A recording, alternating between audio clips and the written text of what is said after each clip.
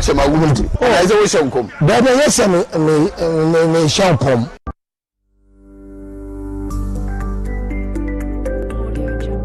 amini pesa me ka kire na party for no go for ala any boy me akọ for yan fa to ni ma wundi onne party for ni din komo se Alan for ba for se open Alan o open no yes I'm for regional chairman Wontumi no ya Wontumi ai but 18 there the Alan the big inshallah but be Alan oye baumia region han me de yan fa Wontumi ma chairman wundi odin ka de waso dai na ze wo shenkom da da yesa me shenkom Edino the also a private dinner chairman no one profinity akosinti and I say meaning to akosinti omunya mwala papa ada na miso omunya mwala so when the man chairman ti no feel party voice no o say profinity kwasane wan Edino and I say odino one na man chairman ti feel party for omumbe na amache ma Wontumi amfi party for yabeka no kura chairman ti we good that time we mba power no that time we mba power no na mo no we come chair yamba power na oye chama yamba power no na kwasinti ne odne hu ni nchen na mo ni nchen chama Wontumi ye good no ye good o come e bia o be receive ni class ni ye wan ni ye mp ba no wa ni nkola we di nkomo ye wi ana wa ba marafu ba ko ni awo ni e tanko mi oni ya madam for but you ma power person ti ene odi no ba oni ni chama ba 1 ibo apaju office wo no odi no odi nke ozede odi nke se na ni na meka aya ni na meka ibo apaju office wo odi no eni ko fi ti a o ga so ba chama no na chama ni wo let's rap party for chama Wontumi wo ya o ma NDC for se onyanya otumi match NDC for one about to be na ba na o match NDC for yin ba so o mi what etie bi na wa ka tira mi so we betimi one o ni constituency what you agree with papa Kwabe South what you o juma papa oh mama ndi party ni nshambo o fa odino ni ba ni bobo ma try to from odenke are ana o yesa say e na e party ba ko that time we power no that time your people no are no power no mbaye afa na omo ba kama ndi opposition e ba are no ba be chairman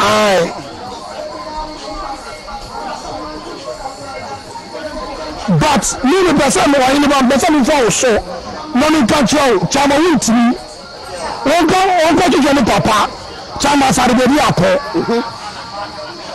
any ni ya pay cabinet Japan wa yo mo boni a won fa chama no ya one no so mi na bete asa na o kan say studio man me say person for so chama Wontumi o go to papa chama sarbe bi akọ Minister cabinet Japan no go watch out you think say ko ti we ena we ni twate omo omo temtete ye wanu ko ti no odi no omo ko ya bio omo abio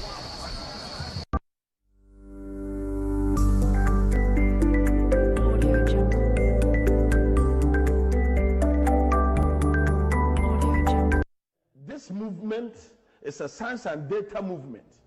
Believe me, John Dramani Mahama cannot stop us. Said there, you are the eye or the Mayano, Sana Jericho Suso, Yankopon Bessa Boya Mia Sari. And 2020, 2024, 2028, 2032, and beyond. It's a movement, and NDC cannot stop us. It's stronger than apartheid. This movement is a science and data movement. Believe me, John Dramani Mahama cannot stop us. Said there, yɛde I or the Maya no saa na Jericho nso Nyankopɔn obesa aboa ya me ya saa we. Until 2020, 2024, 2028, 2032 and beyond. It's a movement and NDC cannot stop us. It's stronger than apartheid. Wontumi TV, Wontumi Radio 101.3, Wontumi TV live on Instagram and YouTube. So, if you sabe, kopim se non do ebebo. Yedi Ghana enkomo yankomo ehwe Ghana enkan Ghana mpuntuo ene Ghana eye die mini no hene ba nana asiedu Kwame Edinkra Junior, Ice-T, Kwame Fred, Kofi Nto Frank womo ena kame ho ena no pay yahyehe dwumadie ede bremo na yene asanteman ene Ghana man enyina edi enkomo na no pay Paul Yando eye Asokwa Financial Secretary enema di era NS Kweku Ejei eye Second Vice Chairman Mention of Constituency Kwasiche Danso Ashanti Regional Communication Director enema di NPP womo enamenimi omu edi nkomo na minia penny bako ewofia ha ono so no wasom party akwaniasa so enei wo hwe se party for begin so na wana na kwanya na wabeye the national organizer of the NPP minia a selfie enso so ewa ha yene won ebetena se na yedi nkomo no de yene no ebedi nkomo beta wa nebre esha na enema ye no watimi akwa akoto asente bright a selfie ewa hanamo a ono so yene no ebedi enkomo Daniel Teko enso so no I will have time with him na me no so edi nkomo ahwe some issues that need to be discussed nti ene so yebedi ho nkomo enyumakwa umuso asenama no pa bia yetimi ehhehwe dwumadie edebram na no kaya home eye Suzy Heba Center womu ekramu den sanso na Ghana Bam ene Prostar Joy no eye enku ene edra onya bia ebeboa Victory Garlic Mixture 21st Clinic Solak Natural Clinic enso ewo ho mepa chow Vical 20 eka ye hu ebi sa enso so ena CD Herbal Company wobukwa mu den Jimas Recruitment Tourism and Sports Consult Sasam Pharmaceuticals womo the fresh products no enaba Lawson Herbal Clinic womo eka hu bi Classic Ointment and afi Antakeba at Spanish 3 powers combined no womo so aba womu ekra mu den makacho say munya ready 24 teams and a battle out for 10,000 Ghana cedis ninyina eye Wontumi multimedia ene Lawson Heba Center and akabum ede Wontumi Christmas delay man betters community gala no eba. You need 200 Ghana cedis. Now, only about picking registration form. Now, why a part of this community gala? Now, a exercise. 10 days. Any DCO abo sagala from 10 December. Ye shas ye gidi. Na ye kwa kopem se the 10 day ye baby. The ultimate winner ebenya 10,000 Ghana cedis cash. Any other souvenirs and as a product from our sponsors. Samsung the runner up no ebinya 3,000 Ghana cedis cash. Any other things. Over fresh 0555 750909. Now about the pick registration forms from and I say any other enquiry you want to make over fresh 0555 750909. Onyomu ebedi and common. Me pacho eno edie eno. Makacho 23rd and 24th of December Wontumi adwumakoi de radia maye baby of odie free ene baby odie bedunum yentumi emfa say that eni yede radia se no na won so a mo kan ho mo amutie mo amohwe mo so ya ye bibi e de amamo enti de di kan no 23rd and 24th December ye ne ekunafo a omuwo asantememu ena esin kunya edi nkomo na yahye won kran akyekyere won re dodo na ye maamenom dodo na ye yerenom dodo na anam ye yenua maanom ye ne omu edi nkomo akache omu se omu ye kunafo de nenso so no ye nya wo mu ye ka won ho abre nyina mu ye beto party kakra ma omu ye bedidi ye ho nkomo na afi ye nya enema bi de amom afene kona wie ne se omu soso ene abusua enso benya bibi ede abo won ho ebra eti ye kyerendo ede ama kunafo omo ete yenka baby omo bia 23rd and 24th. If you want to be part of it, if you want to show some gesture to kunafo ya ninya so be free 024568 7547 na onso so oni edi nkomo e wasa kwan ne so enche jumade ne ekoso no akosua aso ene fuku beba ede obokrata no nsem no aba na afi yakwa amane so edi nkomo kakra e ho no yewie ya Bright a Sylvie, a national organizer of the NPP hopeful, is also in the house. And then better say abo nkomo. Then after that, you know, my parliament na you have some discussion before by 10 o'clock we say goodbye. Na ebi ano 9 yasaba abeto aso. And rather Jumedie Ekoso, the press conference, the General Secretary, together with the Communication Director of the party, NPP, Omuba Santimamu Ebeyenum, Menkwe, na Ira lawyer, Yabwabia Samwa, Amonotofa, and Famaye. Lawyer, Marche? Yenya. Oda ye? Yamiadum. Yedanyanko Pase. Enra Monen Central for Money Party Ma Edi Jumason Mudi Mo Hong Komo Ewo Asantima Mutruvan Hotel Muwie Monen Central for Esu Edi Koma Monen Sembi Eto Ghana this year Enyilemo. Me pesa Jumadi and Mudi Yerina no Obono Tofa Edemame.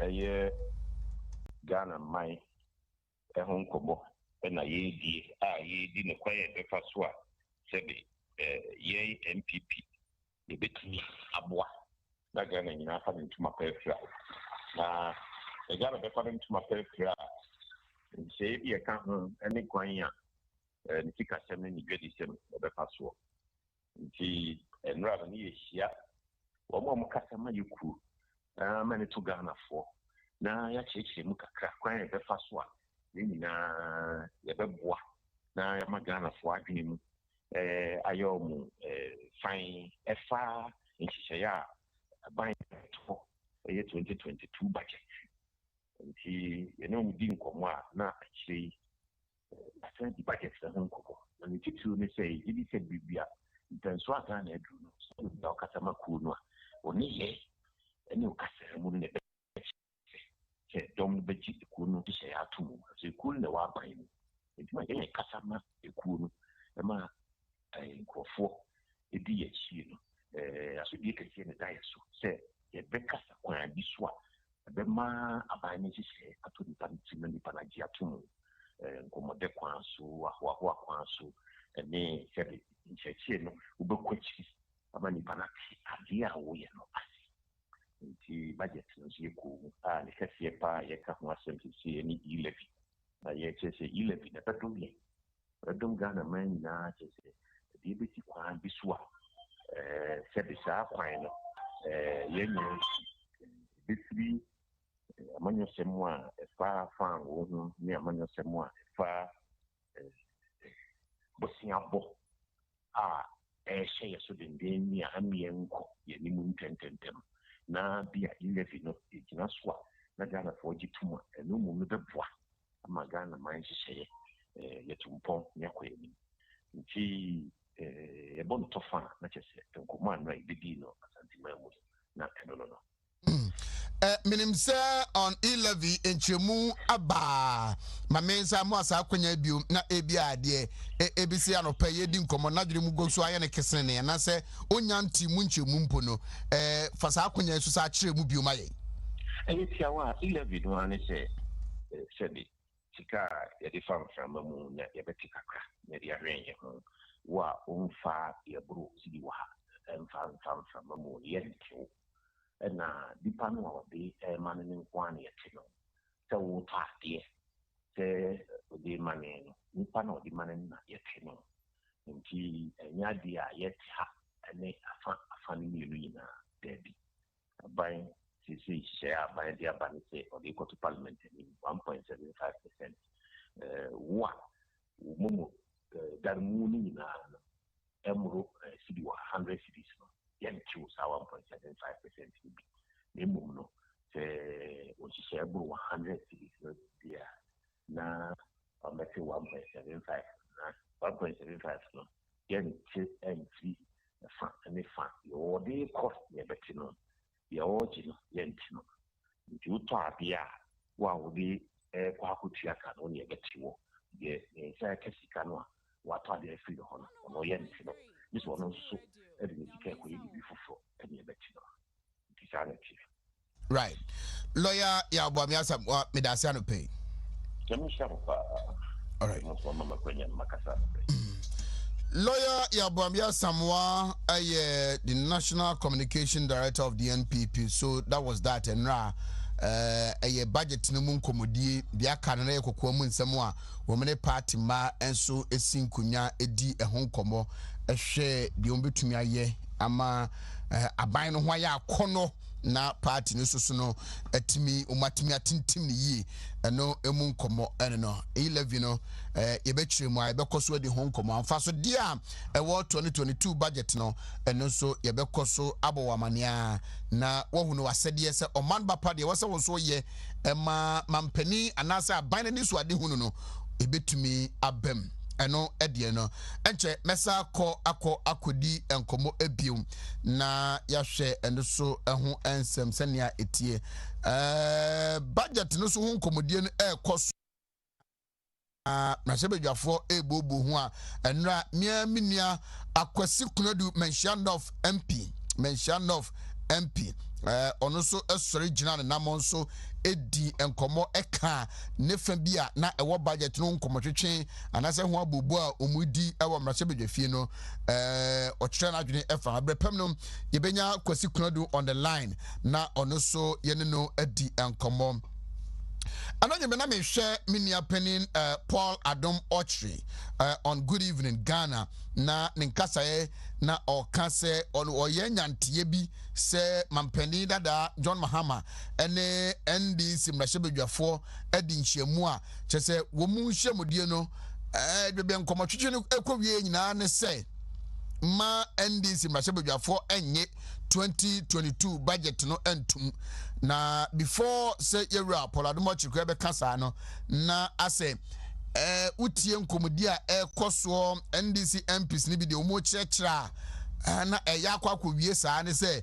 budget ne kwa ne yenye ntum anaasɛ ye ne aban enya adwene ɛhom former finance minister Tekpe enso so ebekan sɛ aban kwa ni so ade hunu ne revenue targets odi asini so no too ambitious as esododo aban ha hene ne dodom sɛ o ma hyase kasa kyerɛ adwene a wɔne aban adwene nkɔ bankrom ɛwɔ budget no ho a nanso so no yeso so yɛbɛkɔ so ne animdifo a ɔmabene ɛwɔ man kyekyɛ ne ntotom no akɔso a edi budget no ho nkɔmɔ ne ahwɛ ne pa ebetumi afiri mu ne nneɛma papa ebetumi ayɛ ɛde ama ɔman Ghana na aban no so akoso na no da me bawa mane na migusu a ebo mkokko mo amonam kwan bone so enya enyinam nkane a mu yusu mo so kra mpo a monam kwan pa so ne nyae na enso so no mo bokro no ewo enyinam nkane no ekwan a mo fa so yusu num Electricity Company of Ghana for se mo mamane na ye mo mkokko se omune Energy Ministry no aka bomu a wo mo ebetu sapa na mo se wosa omo betu no omo joma wodi free yamamrenim executive instrument EI 38 of the appointment of public prosecution instrument 2010 no ena wo mo omude be ya adwuma na de tie ne se mo amutu sa na mo no nyina so mo saso mo a ombema mra ene modi ena mo sre Ghana ma de hye nyina se woni mo bi a ono so etu sa asa na wayi wona so tiri wo se frɛ won e was 0551 444011 0551 444011 eno ECG4 ena ebo saa amane no enti woni mo bi a otu saa na mo na wabon kokko wanso so ena woye bi a bacho na watwe ho afrim se de be ya onko enkonya aban amane makacho say I'm talking about the Spanish 3 powers combined no aba unya bi na obubo a ebetumi aboa na menko menia penny akwasi kunadu honum na menino enkodi nkomo mention of Henry Fayo no honorable akwasi kunadu machi menia me Joseph bro anyway Henry Fayo ohoye ejana do no mo bro hu na ejamenia no mo pai bo no makwanchi ntino ohoye pa the debate amoye on 2022 budget no mashase be na mienu asem yensamu ani jana betimi ne yetiefo ne ahwefo ache se so far akoso mahwebedwefi ansana baba enra o submission a oye ne parliament na ankasa kraso ahini we de mamena wasi na menchia etiefo nkankan me amempesua so menchia no ofofo na memo machi ni se jana dumuntu bia hoye onye no kre on se finance minister nya the economic policy ne basa yenya ya said although say economic policy no ni ma mi nu na ya na yehuru enra na ya learners senior bako he was trying to say distinguish between even the policy document itself and the estimate but constitution upon kanisa upon kanisa the estimate the beba because the estimates are born from the principles of the budget. So technically, no, it is the estimate. Then as I can ensure any one in his customer shanwa. When he was in how be any hobby. But we are starting from a Bunada Ichemwi to debate the principle of it, to debate the policies within it.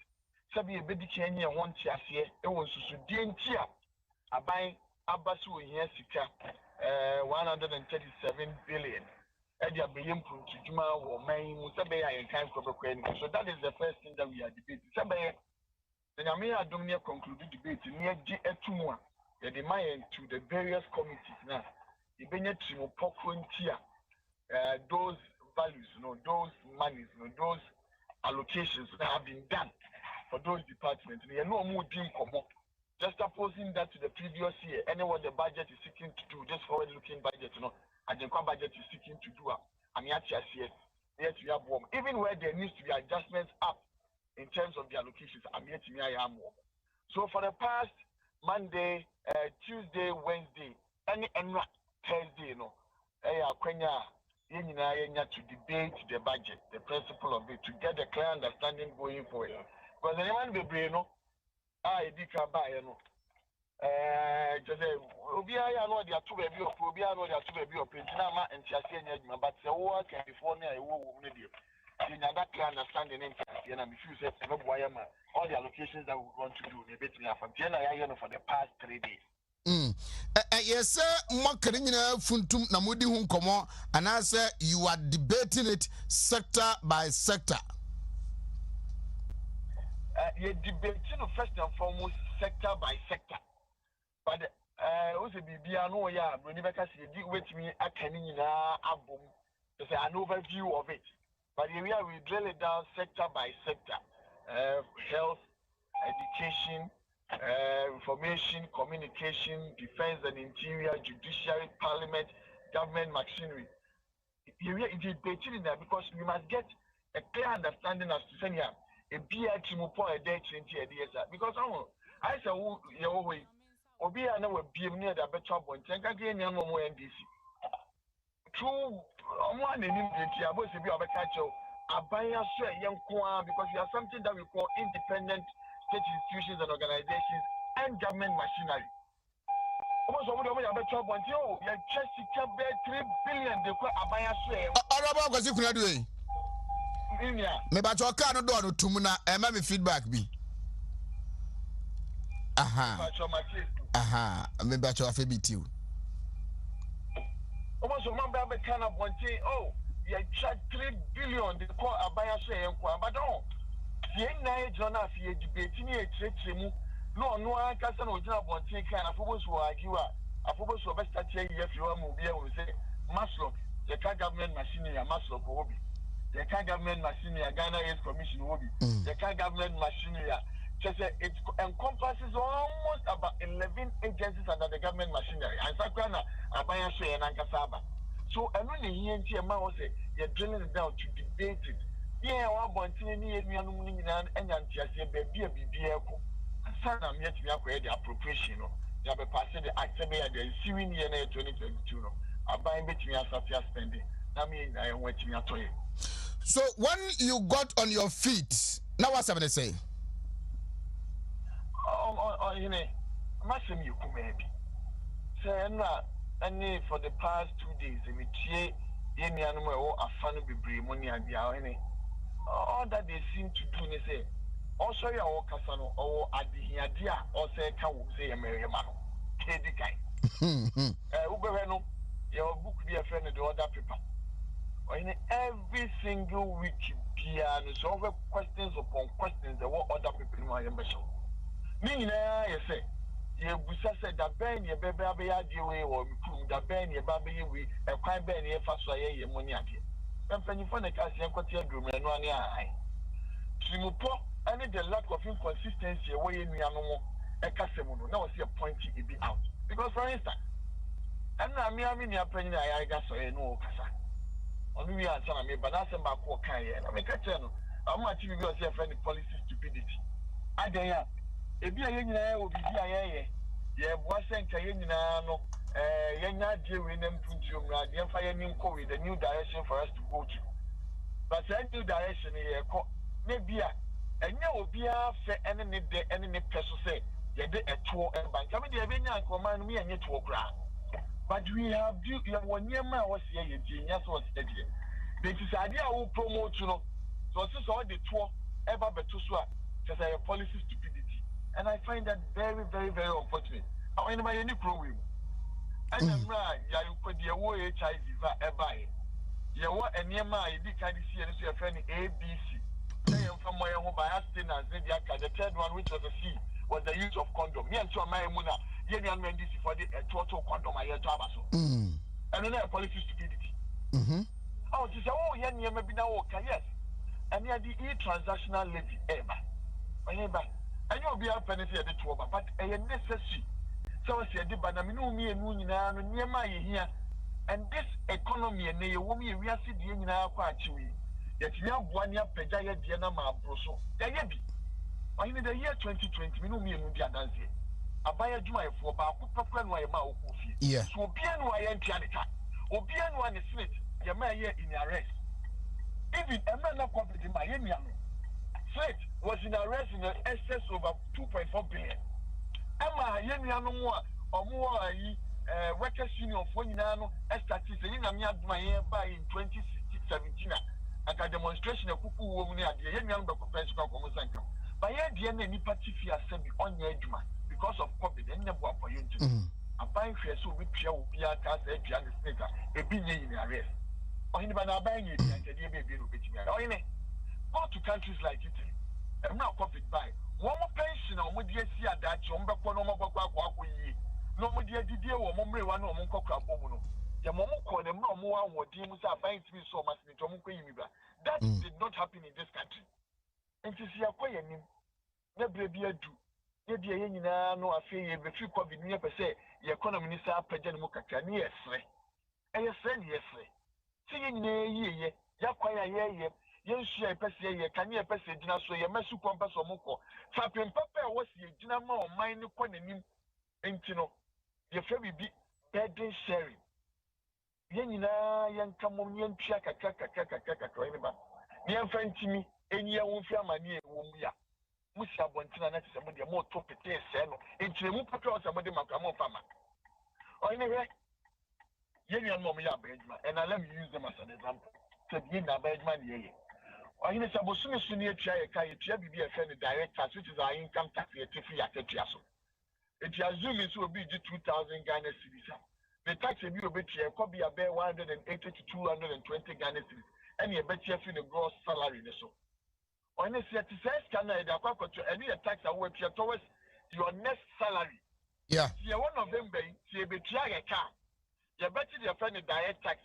It is only 2,000 Ghana cedis or payroll, so as gross. Your TB are the other coffee in 1,790 something. You are almost 218 and 220 Ghana cedis. ɛno yɛ wo sika wasa atia ma aban sɛ gye metu a metua na bosom yɛ besie na wogye bɔ ma wasa ama ne sika ni bi ama de akɔ fie ɔyene 220 ba bosom ni so awɔ expect 1780 Ghana cedis ɛhe fa na aban kɔfa 1500 Ghana cedis na kan fa so 220 ne so mfama wo aban mɔde mo adwuma ɛbɛyɛ increase productivity na ɛbɛyɛ amaya gya ɛbɛkɔ so a yɛ nneɛma kakra ɛbɛtumi atɔn ɛbɛnya kakra ahyɛ ne de abrɛntia wo ɔhene ne nyinaa bi ne ɛkɔtɔn ne awie ne de ba yɛde bɛyɛ kwan ɛwɔ ho mia me dɔte kwan asɛ no bi na me presi yɛde na bɛyɛ mia me kɔ from kwan asɛ no bi ne bɛ mia me kɔ kwan asɛ ne bridge asɛ ɛno bi ne ɛsa de ba bɛyɛ ɔhene ba enti so ɔkeka nneɛma wɔ nyinaa bom na sɛbi yɛn nyinaa yɛ nim sɛ emu ɔden nanso si yɛyi nkakra wɔ ne bɛtumi aboa abɛhyɛ bonsua ne ma abɛhyɛ ankorɛ ne ma ami yɛn nyinaa tumi anya nsuo ne bi asaa no mu okay. Honorable Kwesi Kunadu, mention of MP, Medasi. Why? Ibishia. All right. MP, mention of, I don't know, I am a member of the Health Committee in Parliament, Kwesi Kunadu. So that was that on the budget debate. Koso ewo emrashe bedwafie ye se nyame adma enne omubetumi ede akona wiye na de aka anase adwuma ewo achi no eno so omode eno so ato aso. Okay, so eno ade no mebacho ehwe enche the bokrata munsam no ebeba na ewie ya na minia Penny Bright Sophie eufie ha no etrase na ya bonkomo ebia watene nkada but I don't know much about him and anope no ebedi nkomo na afire ni so ade hunu de ntia onya national organizer of the MPP a obedi no and so no abonko makajo so ko antek heba so ye Spanish 3 powers combined Spanish ginkgo capsules Spanish garlic mixture and capsules and then ebe improve your mental sharpness or memory no ebe sharp na moja entibi near frisan we nipadua nim ya ebe ye ho adwuma e de amount sanso na sebe unyini ko mfie so na wanimu anwewie na wrinkles no ebetimi ayi ni nyina e de afio 0266114111 and a wofre na unsa aka adrebi PFA pharmacy Kwalinak Heba Dani Heba Fredimens Misty have make KNG baseline smart eba ewo boase okọ honoma mepacho adre unsa ebetumi aka wode classic ointment de makajo se eyenku wode srasra na fe unantama propro unamani nsa nya no wano ringworm no utrase ho ano ene ne yema na haw no nyina na kaka na taye wonsan so ano mebacho etunu nyina ase onyene na heba Felicia Bako and Sons anase heba shops a ewo Kumase Ghana mamu babia no uroma classic ointment no wonsa ebetumi akabi 0500 799 433 0500 799 433 eno ene numbers a wofra mebacho mpanifoi ebejo so nim se Suzy Herbal Center ne de no eye no 9 CB men's capsules eno ne siesie mema no emomu gina brane CB women's capsule no ebemwa ye obasima mebacho how bi awo ewo japade mu no mebacho ebekra ne yie e de ama CB soap no de wo de sasra na afi ama wiri ne ada ho se kama na wonamani nsansa bia no ayi e de afiri na wonya CB malakio na malaria fever typhoid fever body pains no and high body temperature no akra ediama number is 0247 11 1671 0247 11 1671 nemom herbal shop bia eben no wokwa wonsa ebeka wo de Lawson Herbal Clinic or the local medicine about gonorrhea and syphilis ebe ye free ho ediama the layman capsules for male vitality bema oba boy dwumasa bema wo de adrei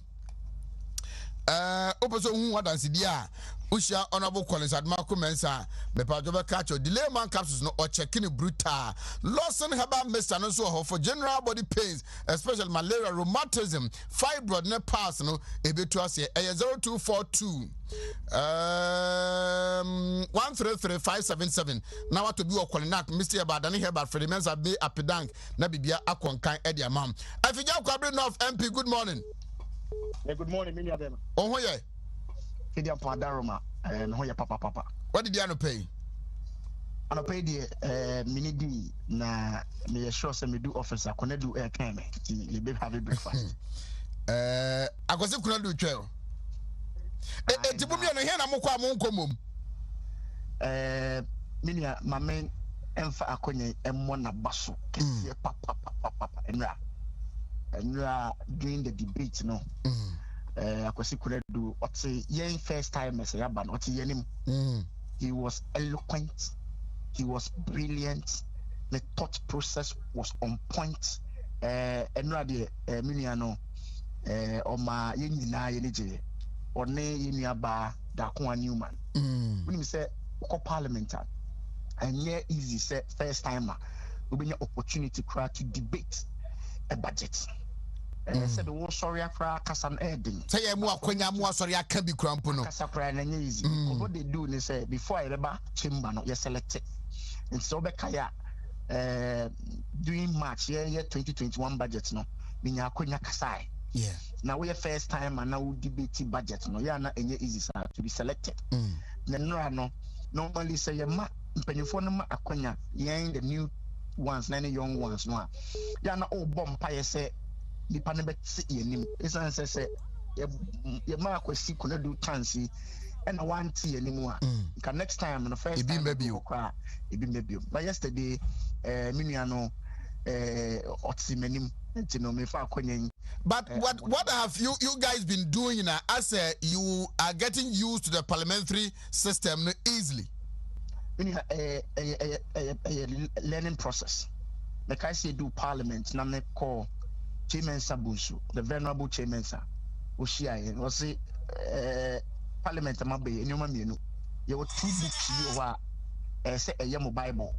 Apart from your normal Bible, no, the standing orders and the Constitution of Ghana. So 2 documents with so who say Afenyo Markin, Chairman Sabosu, Haruna, Muntaka, Sampenifoni na po Munina sorry no more kasa with confidence. Or Kasena no quote a section of the standing orders. This is the parliament, oh sorry, Kasakrano. It is based on the standing order. Until you rise on an order. It is a way in oh sorry, Wontumi and communicate sir. And you know, Nyamia Dumbientia, when say na ye pushing say, Yemfa, your constitution, your standing orders no any agro. Again, we are parliamentarian now, irrespective of committee or one, so we have a little idea what the cost war or other committees. It's no report to be about your spare time, you just read it, get ready for the day. It's the Ama what to say, when you are connected to me. It's because you know I'm Brazil and Asia. That is the only reason. Assess your debate amoya on Rashabe Fiona and Mame so far. So far, no. To be very, very frank with you, this is one of the best debates you're having. Member of Parliament. The members from our side now you're selecting so far have distinguished themselves. Me sure say Uti could do upon chroma. Yeah. In fact, we and I'm sending a text message. Catch and say, you, but this time round, you did an excellent job. And no catch him so that's I saw your post about him on Facebook too. He was fantastic. He was fantastic. His delivery, and now say, could you know why a journalist that or a lawyer and also our financial background? It's the confidence level very, very high, and he delivered excellently. Me more some more the other side so abaso debates and a lot of ideas about and that is the whole idea of this debate. Free Tuesday ABC na the policy initiative of the government and the debate here estimating the amount and see Matthew Kofo 11 no yente so nko 1 point start time no the figures are not on the card here it is the policy initiative a banks idea to increase the tax net and then you debate.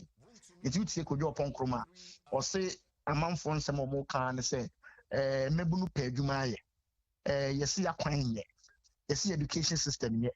Question is, budget ya bay, policies in the woman answer those questions are now from Tuesday to Friday, no, and when too far budget, no, that's a budget, like catcher was say, I bind so the 1 billion, Baby starts at your friend, you starts.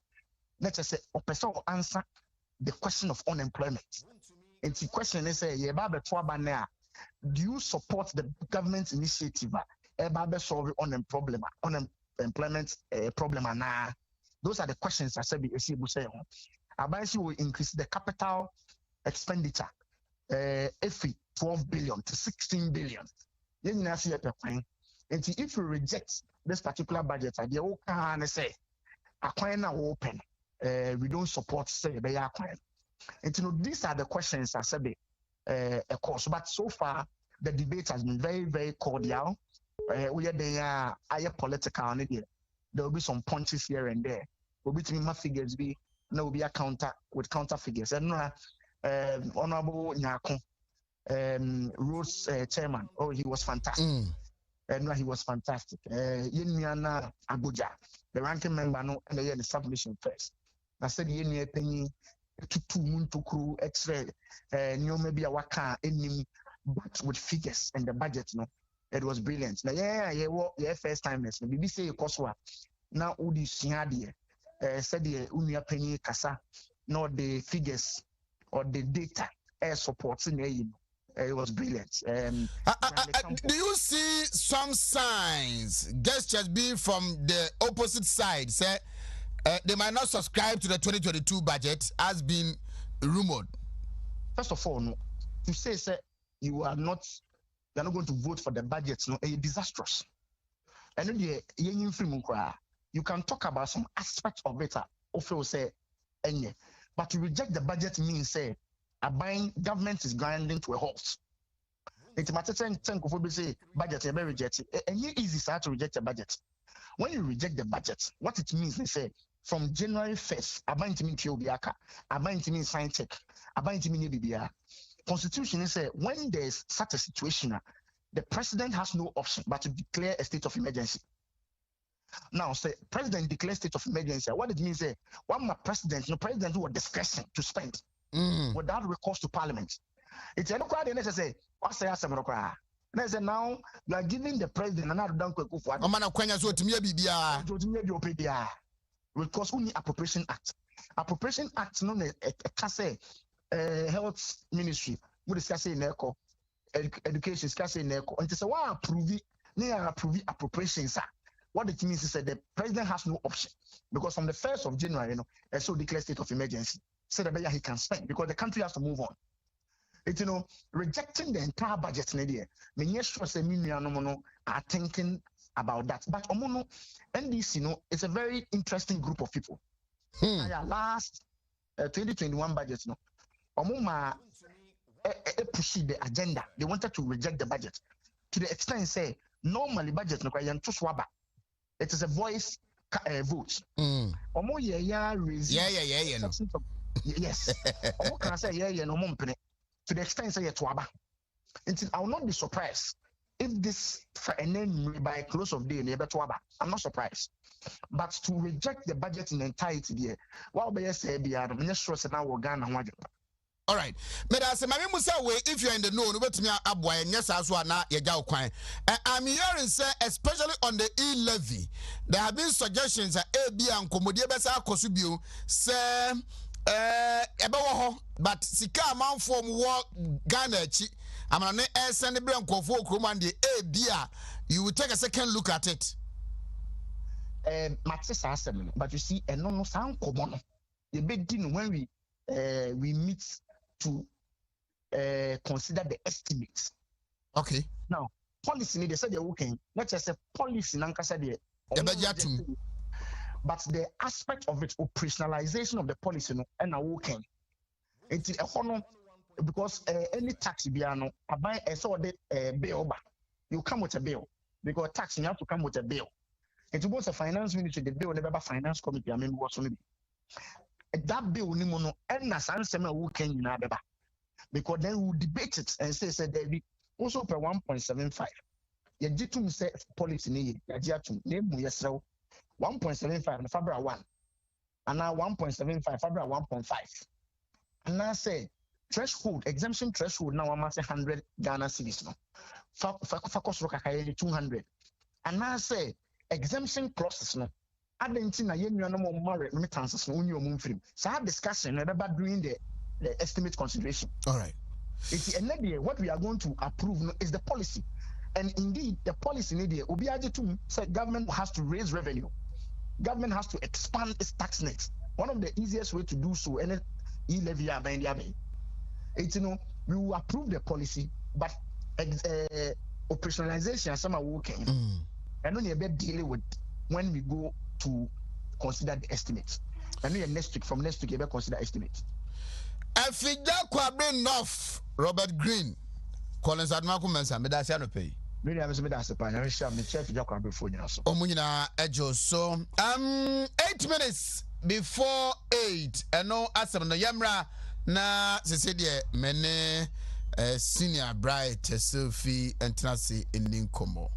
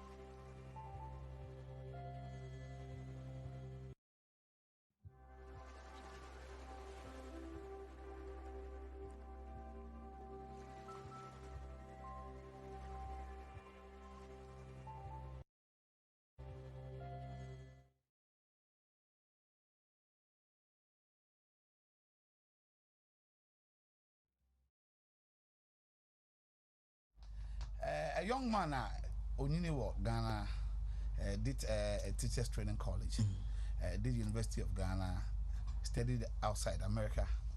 I did part of my student politics for teachers training college time now national executives. Say your friend is myself, Sohini, CPP, Kabila.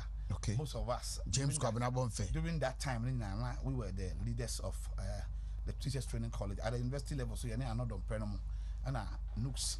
Most of the grading system fight at that time. More to the point, party who any amadia. Say Yaya Chakakra. Somewhere 96. I was very young. Kofa Kwamuna Battles Free Sudro about Blackmanoff. And we worked grassroots from there. And of course, Yasanso, I'm part of the guys. I'm not Asara no. Alaji Maiga Abula Kulaku.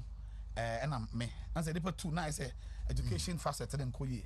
And tonight say was here near share actually all the organogram, structural issues, no. And you know, really no, we have been around. Yeah, the international organizations be going to so many countries, not as tourists, but we went as social advocates for change and a conflict resolution. And you know, we are very diverse in our leadership style. Just say grassroots, student politics, and also on the global scene also. So we have worked tirelessly. I think 2018, and I'm beginning for National Youth Organizer. Over here, 2018, last minute, and I'm supposed that man Nanabi. Koforudia. I stepped down for Nanabi last minute, and when I step it down, well, Koforudia man and I be brighter Sophie. I remember that. But you better wrong community, but and I want to contest him today. So issues, you know, and it's not as if it's somebody was even asking me whether it's a payback. It's a payback. A matter of a jumana a cosono. How we can make some shift change kakra. I routine said yeah, obiji position national executive, me a national executive, or to why any affair no delegates conference or kasa. No, I call outdoor. No, me here way. So, but I want to know you more. So, what have you done within the party and the office said you are ready for the national organizing? What was that? Mitch said from the beginning, from 1996. So me come founded Nasara and a wing of the party under the national organizer. I mean, I have done something great. Yes, that's why a grassroots Juma with Kwame Bates, all those were. I only left in 2008. 2008 in Kofi Muka said, let's go international, of course, to work instead of coming full time into the local politics. You know, he wanted to build that leadership in me. Now, Osha, a friend saying, 2016, there was a group called Movers for Change. I remember. Movers for Change the media. I founded it, I financed it, everything in every constituency. And it was capable. We were working tirelessly as of that time. So now I know how to and you know, oh, okay. To be honest with you, 2016, you realize he said that your party no too complacent at a certain point. I said they call rally who say crowd about because of the crowd. No, we assume say it will reflect in the results. It's now ya relax and this year we in 2008, 2012, and so we came in 2016 with Movers for Change, with the sole responsibility of massive voter turnout. She say how uncrophobic without thinking say yen crowd in your rally and no better reflected in the results. It's the strategic house to house, dragging for even on the day of the election to come out to vote, and then my power, and we are all enjoying. Now what's the name? 18. No, for national youth organizer no. And after so 2020, Mijina for MP were Esekumodo Bimbrakwa. 2020, yeah. Esekumodo Bimbrakwa. I lost the primaries. Oh, okay. I lost by how many votes? Oh, I think it was about 8 or something. So it's end of the day, we actually have worked tirelessly for the party. You couldn't put your capacity together to win a constituency primaries. Why do you think national? The issue is that it was the first time. Why do you think you have that tenacity? National, no, because I did the national youth organizer. We got to the last peak. We have the dynamics in our hands. Now at the constituency level, it's my hometown. I told you I started from Ablikmanoff. Into my hometown, it was like the first time me bem. The dynamics will not be like a cry. It eventually, no matter how good you are, there could be a loss. But that doesn't stop you from really going again or possibly building that base again. But nationally, could do peak. And we thought, say, at that point, Mimi free Central Region, Dominic free Central Region, Openi Jumbo free Central Region. And as of that time, the hope of the Ashanti Region, which is the stronghold, was Nanabi. End of the day, say, man, step down my stronghold, Nipa. Nanka Sebi, Ashanti Force way only one neck member, poor neck. So indirectly, you did the Ashanti Region a favor. Yes, that was all about the. You didn't look at capabilities, my personal abilities over handle the national view for what he was bringing on board. The enthusiasm and some of the policies they were preaching, boys go chop, girls go chop, was not holding up with me well. See, some of us, the leaders, we believe in what's the policy when I'm here. Then we ask you, how do you intend to achieve it? What they say, most of the time when a politician states this is what I want to do, do you think so the step it now man was right? Oh, it was right because this is the issue. I said there are two types of interest in politics. There were the party's interest, which is the nationalistic perspective, and also personal interest. But the party's interest will always override yours. Because without the party's sustainability, who interest, it has nowhere to connect to. And from the initial stages now, we were speaking from a perspective. He approached you.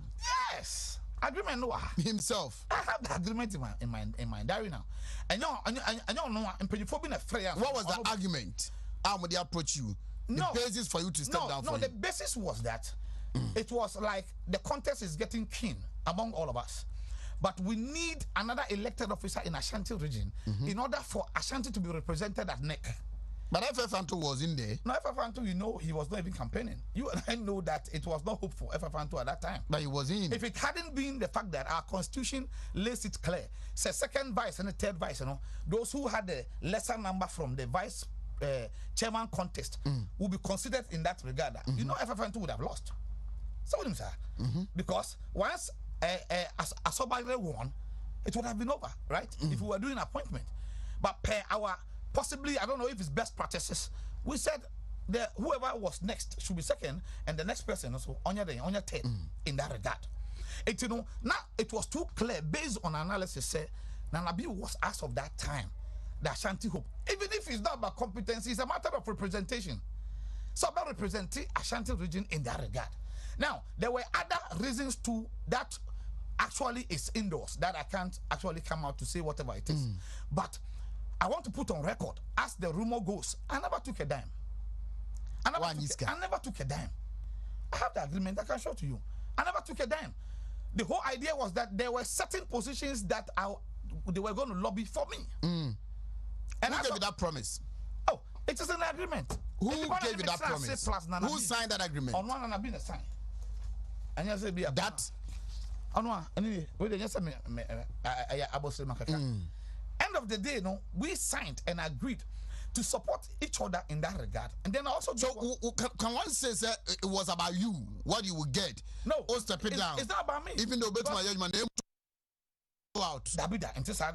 You see, I want a substantive position, but as and when there is thought of reason, clear cut, my party's interest,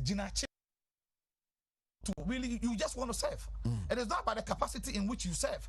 If you want to render services, the most important thing is to assume a responsibility. If you make me feel say at that point, you know, even though say me pay substantive national youth organizer, now say many deputy by appointment, you still have the opportunity to serve while sacrificing in the interest of the party. It's, you know, at some it was not as if so you step down with the hope that when an AB wins, you'll be given an appointment as a deputy national youth organizer. And then also NSS so free because, you know, Napo was the education minister. So there would have been some kind of lobbying. And I have an education background too. Was Napo part of the agreement then? No, but I'm saying that Ashanti Caucus perspective. Okay. What am I going to say? Okay. So end of the day, no, I had a training college background, and you and I know. So end of the day, educational institution be anywhere, to maintain the dynamics I say and perform. It was part of the agreement, which is on your table now. So it's not as if say position necessarily. And after all this disappointment, I would have pursued this from an angle. You are disappointed? Oh, virtually, because we had an agreement, and when the time was due, they said go to hell. I have grabbed what I want, so go to hell. Who said go to hell? Really? End of the day, I'm coming on the end of the day, I quite know who said yeah, and yes, but I am normal for any human institution. But it appears you are hurt. Oh, I was hurt, but now I'm not hurt. I was hurt. I took it as one of the losses in politics. In politics, not to say interfere. When Butuwa, Obadiah, what I say, politics sanity. So there was an agreement. There was a promise. You keep saying there was an agreement. One keeping that promise. It's in front of you, and it's signed. I see you don't want to read it at all. I would read it now. I want to understand you more. So yes. How? Oh, we are all pursuing a political agenda, and we are young. We are trying to also assume a responsibility to also complement government effort. But leadership of the party level can also complement the Abaye. If we have the experience of bringing opportunities to grassroots, it's a credit to our party. What would you have done differently if you were given that deputy responsibility? Oh, I see. Different from those who were given the grassroots. Our grassroots are complaining simply because obi enya bi, obi susu enye bi. But party and as a manual, you see the number of people involved, wide. I am not saying you can satisfy all of them, but there are ways where we can tone down. So I was going to really compliment whoever was the national youth organizer, the effort by putting up what we call the database analysis. Now, database literally say, as we sit at national organizer, you need any database be a met me about. Now, me who background say, what's the activity here? This constituency, you must so say now na qualification say now na when also share. So Samia Uku has failed on doing that. Oh no, Samia Uku has worked tirelessly. We all know some media. I mean I can even get that for him. End of the day, he started as an organizer, even from opposition. He was able to perform. Opposition dynamics are different. But when we are in power, it takes you to look at where to galvanize that opportunities to give to grassroots. But I'm saying, if I don't know somebody in Garu, the qualifications here, Now me say me share Mason for 275. I'll call a chairman. My fellow chairman. Say chairman, my Mason for 20. Virtually no biases baby. But me what database of all our constituency members, the job they have done, their qualifications and their motion share. End of the day, me a national organizer and officer. So me bomb me database a Mason. I'll get all of them across the country. Now this is how I'm going to apply it. End of the day, no, me friend each of them, not by calling any chairman. Me friend each of them bank raya. Opportunity na any day more no. Publicly everybody knows say constituency way one person call. Me so me dey ba. It tone down the tension. You no. Because sometimes and yet the intent of any national officer 7% if I'm saying grassroots bread. But some of them have no idea what they are looking for. So end of the day, no say minimum say it is probably 500 and they should show immigration were a part in the man. Because just slaughter, I go accordingly and I make sure say I'm getting slots from other parcel because I'm not a national officer, I'm not a government official, I'm a party officer. And so the needs of the party people within that jurisdiction except me solve. It shouldn't be as if say me a government official, you know, everybody must benefit. A party for one thing and me and you know anything to sustain grassroots, to beef up their motivation once again would have been. But you can never do that without a database. I'm coming to you, then I read the memorandum of understanding more assigned. But are you contesting the national organizer because you think Nanabi failed as the national youth organizer, or what you performing excellently, better or good? You did well, but national organizer no. I'll say I am not contesting because of the whatever happened between us. No, I'm not talking about that. I am asking, say, are you contesting because you think national youth organizer the Ostepe man, Juma or Juma very well, he did his best, but national organizer or you think he failed as a national youth organizer, so you are anticipating some fears that he might also fail as a national organizer, so you have to come in. What will say Yenuya Samuel Oku or set standard all the time? Yeah. Who watching the very well, or you will be a set standard. So that standard, no, when you are put in that same responsibility, we expect so perform either you maintain the standard or you improve the standard. But this time around, standard now drop. And the national youth wing, it's clear. The youth wing of every constituency, if we want to be honest with each other, it has dropped. Out of 10. Out of 10, about 3. I'm telling you. 3 out of 10. Because there is no what was the name? Practical and you won't say youth, no. Like go through. Oh, say Numa say be a fan say complaints say grassroots or more complaining. Says you say, oh yeah, underground submarine hopeful yeah. You go there, the complaint they put out first. Send yes if I disappointed there. Motion you. All these things, you know, because we did not have a very cohesive program, policy when the echo. For maybe like what I'm telling you now, to create jobs, you know, you cannot invite the whole world to come to one place for a job. You would have gone for all the slots from all the state institutions. What is state institution slots, you know? Then you are inviting our party folks according to their war. On that one, I agree with you. What you say? It's you know, me for say end of the day, no. See a young leader, sebi. Or your party penny, but or one programmer or follow. For the 7% they use to go into agro. In the agro, no, or outside the country, Obi or her company be on produce penny and trade. Amodi moko na ye. They don't get organic moko in America or any other place. What is happening right now is that me personally, if I have to really connect with the youth in the agro industry, it's simple to connect that company to a young friend, say grassroots guy here who might be a bit educated or agric-oriented. Then of course, company not to be a 200 acres amount. Mama equipment. You also employ about 200. They pay them. Then you grow the pepper for them. It's a direct market. Initiative. Right, Bright Selfie, a national organizer of the NPP hopeful. I know I'm Wontumi 1013, Wontumi TV on Facebook. Now, I have this memorandum of understanding, my main reading. Now, your discussion. This MOU is signed on the 15th May 2018 within the laws of Ghana between Mr. Henry Nanabuachi, also known as Nana B, and Mr. Bright Selfie Kumi, all NPP members who have declared their intention to run for the position of the party's national youth organizer. While both parties stand an equally good chance of winning the position of the national youth organizer, Mr. Bright Selfie Kumi offers to commit as follows: to step down in favor of Nana B, to declare publicly his full support for Nana B, to work to move all his supporters behind Nana B in his campaign to ensure his win of the position of the National Youth Organizer. Henry Nana Boachi also offers to commit as follows: to lobby and ensure that Bright Sylvie is offered a job of the Deputy Director of the National Service Secretariat immediately upon Nana B's resignation. Bright will also be offered the position of the Deputy National Youth Organizer when Nana B wins the position of the Youth Organizer. Nana B will also make Bright the International Relations Director within the youth wing of the party. In conclusion, both parties have agreed to join hands to push one person ahead in the competition, and also agrees to merge policies for the good of the youth wing of the party. And Bright will be sponsored by Nana B's campaign team to galvanize more support for him. Bright Asylfi Kumi signed in the presence of Nana Kwabena Osei Bunsu. House number 22 Petroleum Estate Achimota. Okay. Yeah. Jarlink area hono. Yeah. Jarlink. Me joint. Henry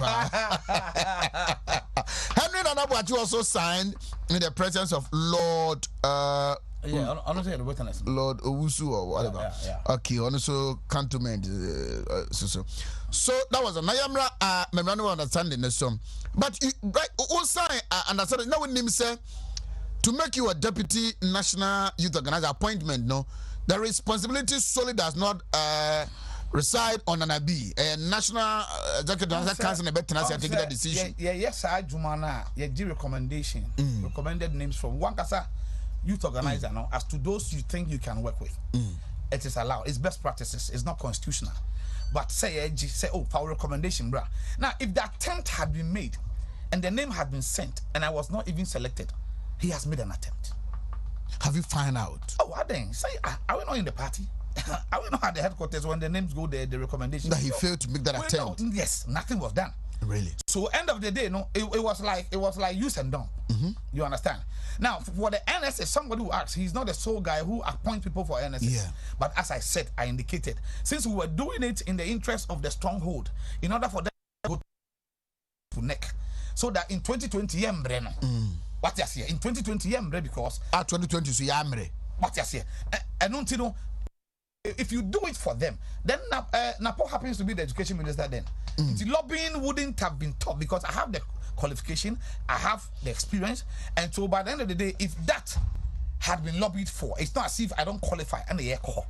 If some of these thoughts were in, personally, MOU, if you study law very well, it's not all that strong in court, but yet they can still look into it when you do submission. Well, you're not going to have a divided attention if you were the Deputy National Youth Organizer and same as Deputy NSS boss. I wouldn't have been worried if only one was given. When you look at one of the terminologies, they say also, Bright to also. My interest was not to grab all three. I'm not that greedy. I want to make sure I produce results. Efficiency and effectiveness are key to me. And to the Obama small responsibility crampona. When you come back, you see the change. Very clear. And you know, I felt it is not if you are politically matured, you should be emotionally mature too. End of the day, I am too matured. When it happened, obey worried. But I don't told that. A part of the political game. But all I'm saying is that the way we moved like Obinin in here, Sabi, he even came to me, so say, I did why I'm a media, me and feel that. Like it was like that moment. So I felt we were moving like brothers. If that happened, that is on the side. Now somebody will say, are you hurt? That's why you're going for national organizer. And yeah, no cry. Because but a part of the reasons you seem hurt. Oh no. I don't see performance at the initial mandate given. It made me feel say upon next stage moment the answer somebody say. What I say, and I know I am better. End of the day, with experience, with leadership and everything. By the end of the day, me feel say I am older than National Youth Organizer. So. I say no cut off. I'm more than 40 years. What I say, it's the end of the day, any idea because I make up for National Youth Organizer because I'm overqualified. You have said, some at the National Youth Wing set a standard, or the Jumanu could do, baby. Same, I know you will say, the National Organizer, or the Aqua could do, baby. How can you to keep the standard or improve upon it? You see, as the next national organizer. I say you can organizer. I am normally perspective in here or organizing program. Delegates conference or organizing your call. But when you step a bit of it to the top, you realize say national organizer, no, you have to also organize resources. You have to also be able to organize opportunity. Then of course you empower your organizers in the constituency and the region. And how do you empower them? There are so many initiatives you're putting across in order to also empower them, because Sikanda baby the common one. More to the point, social national organizer, on say there were 3 wings in the one as you. Yeah. And just organize the party. Organizer Shanase, Nasara Shanase. Women. And a woman so Shanase. So in this particular regard, you are working as a collective team to produce the same results. Like a coordinator. It's a good say. Obasa so step with you 1 step. Abesha youth organizer level, no say programs been opportunities been a map it out for TESCON and other stuff. If you look at TESCON, for instance, one more example. TESCON for our students who came to school by parental support. Now we don't expect them to use the limited resource to be running a political institution on campus where they have come to study. Where some professors cry how you're in this, he will mark you down and stuff. All these things in make sure say organizer still we need to get some budgetary allocation for TESCON, especially when we are in power. I recently spoke to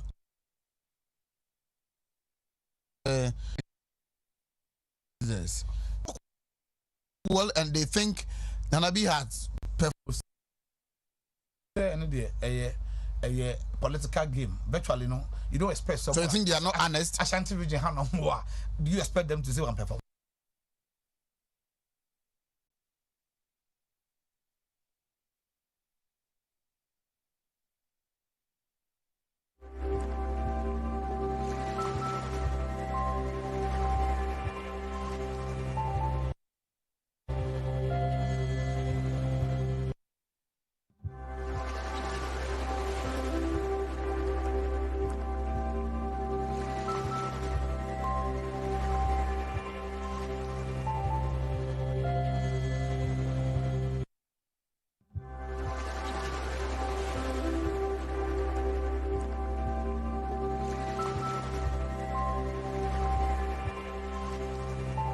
Now, you know, or yes, that's why you have 100. He would have got it by 80 or 90. Let me ask you how you respond to this argument propounded in the party that we are going through an election where a presidential candidate constitutionally Wontumi Nkobiu, we will need a new phase. From what I'm hearing, the national chairman might not also seek re-election. Okay.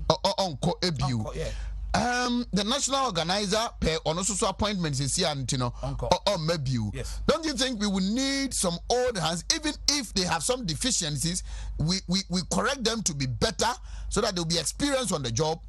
What we say a repetition of a DB and yet all movement in a forward. Okay. All movement is not forward. No movement is stronger than apartheid. What they say, movement be what ojina fa na market time. A movement, but it's not forward. So if we assume say movement be a forward, we are making a mistake. The issue is that obi to me and perform because the politics you want a political space. Obi want the political space a police station. Obi social there a region, you know the whole region. Obi there a national. But a Jumanan Kasano, for you to be able to manage the whole country, you need very good experience in delegation of power and empowering those you have delegated and resourcing them to do their job. And so we need leadership experience. You have to have a party like MPP and Beshagonsa. Now, I'm saying experiment in that regard. We have led in many capacities in different institutions, and politically too, we have the experience. We started from scratch. More to the point, we are not bogus as they claim. We are retired hustlers. That's what I'm trying to say. So, end of the day, the party is moving forward. Chairman and we are supposed to also pick presidential. New presidential. You might say we need old hands. As in what? Those who have assumed already, and as old age. I mean old hands, who are on the job and dynamics say what national organizer no say the same thing what national youth organizer.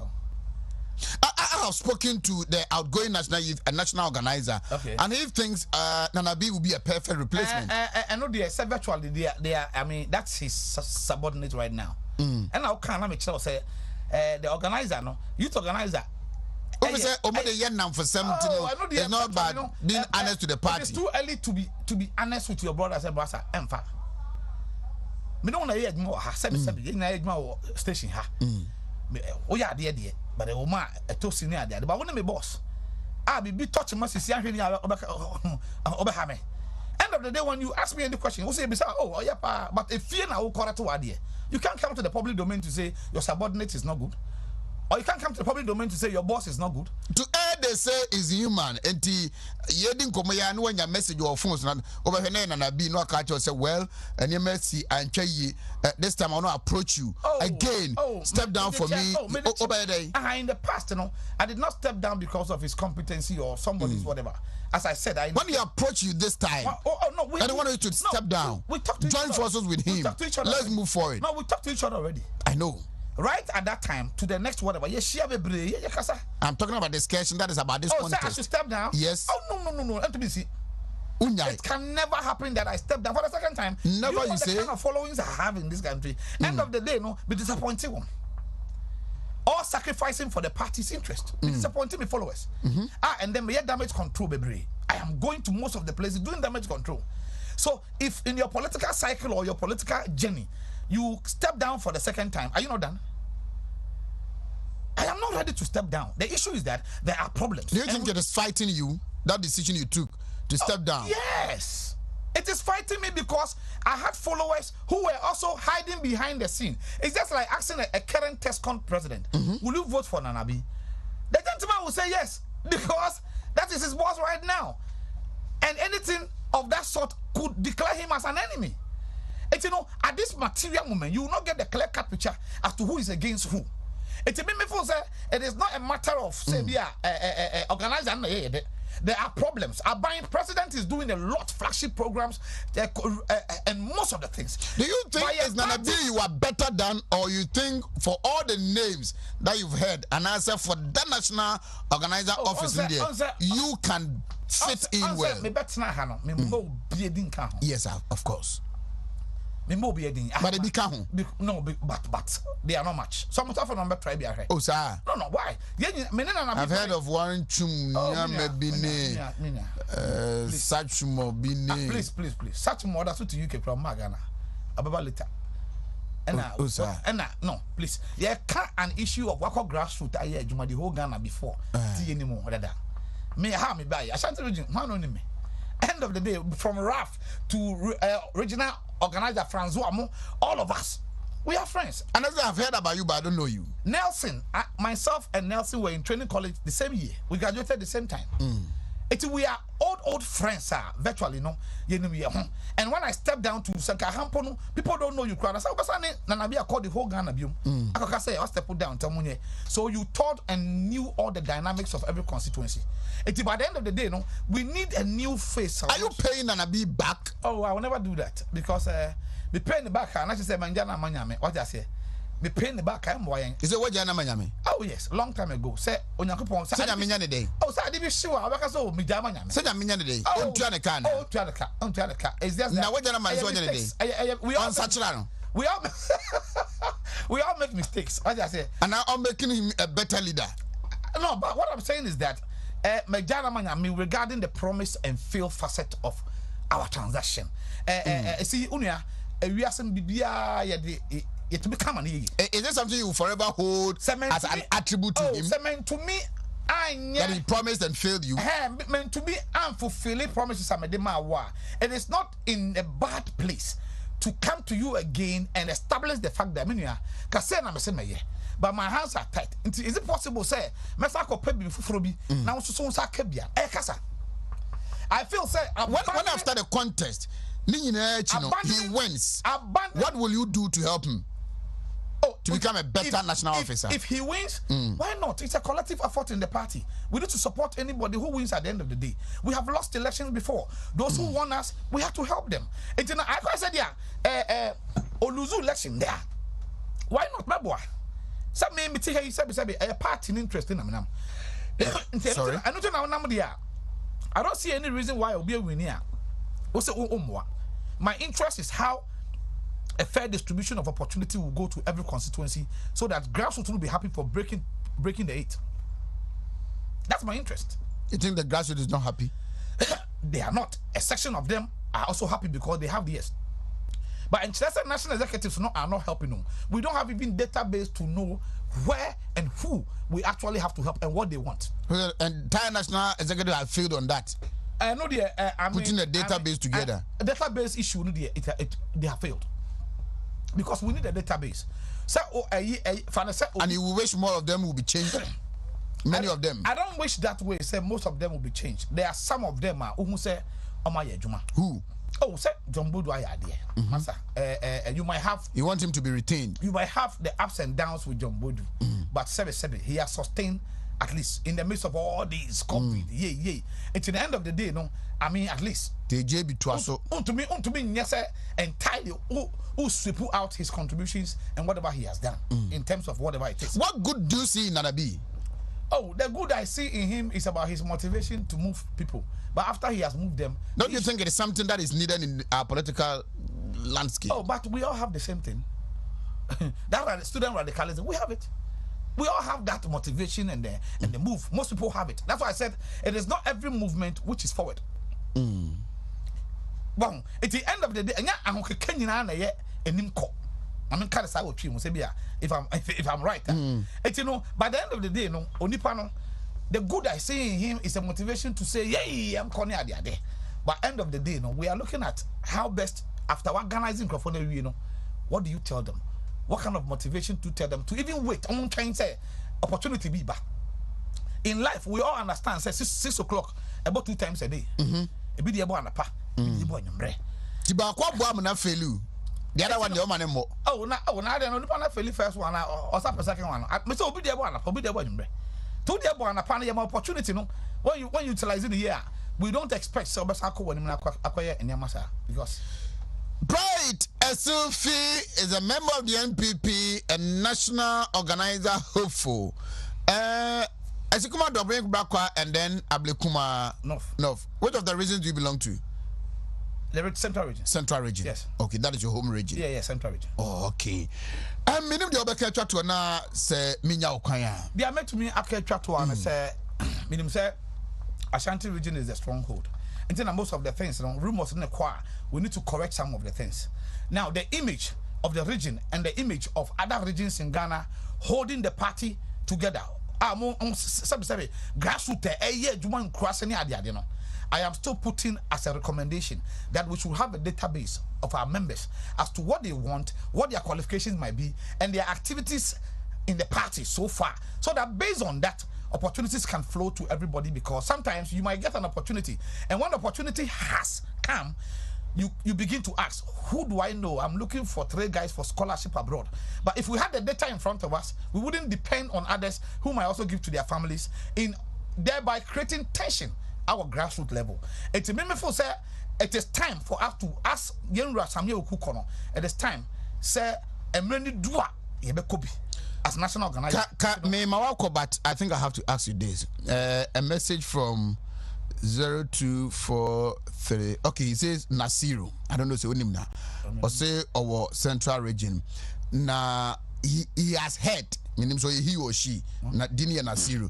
Say Osa ko pray DC. Was Kumodo Bimbrakwa. You think that be unsupportive?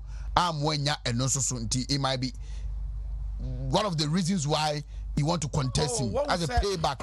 What say MC there? And ya ya copre. Okopre. A application. Over apply. A application for employment. Okay. And to the ya ya copre to say ya contest election. But when you apply, all you do is to drop your. You need to do other things. Yes, Matthias here. But end of the day, no, I don't know. And you help other people. My name was taken to add up to your story. My name was out when it was going to Jubilee House. They took the name out. It's an application. That means within your constituency and answer district, you are not that popular. Oh, Dabi. I know there's some catcher say it is the first time I went for MPship in the constituency. You went for National Youth Organizer, Osterpay down. Oko Prime Minister was Kumodo Bimbrakwa, you lost. Oko Pay DC, your name was taken out. One call vetting at the Jubilee House, maybe. Don't you think you might have some trust issues? Oh, I will not have trust issues. And I'm because say or the national organizer is a cumbersome assignment of because we are looking for something. But once we pursue it, Onyankopon also want a plan. Ma obia. Ebi ana nye DC na ye me position a ese menya ana ye MP ana national youth organizer.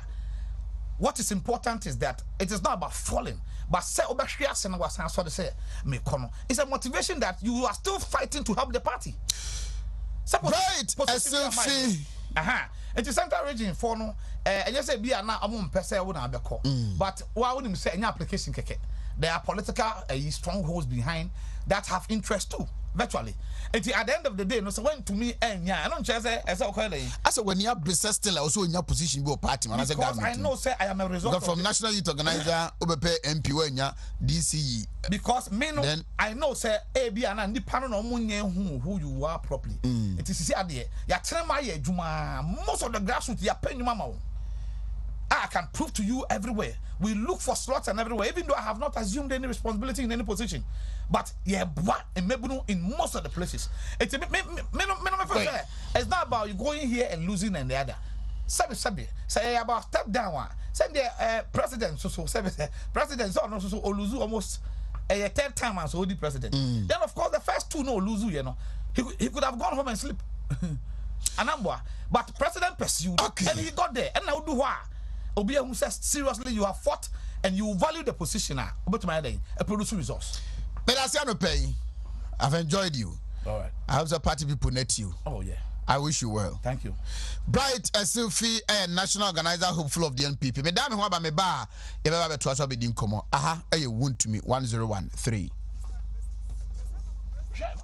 Hallelujah.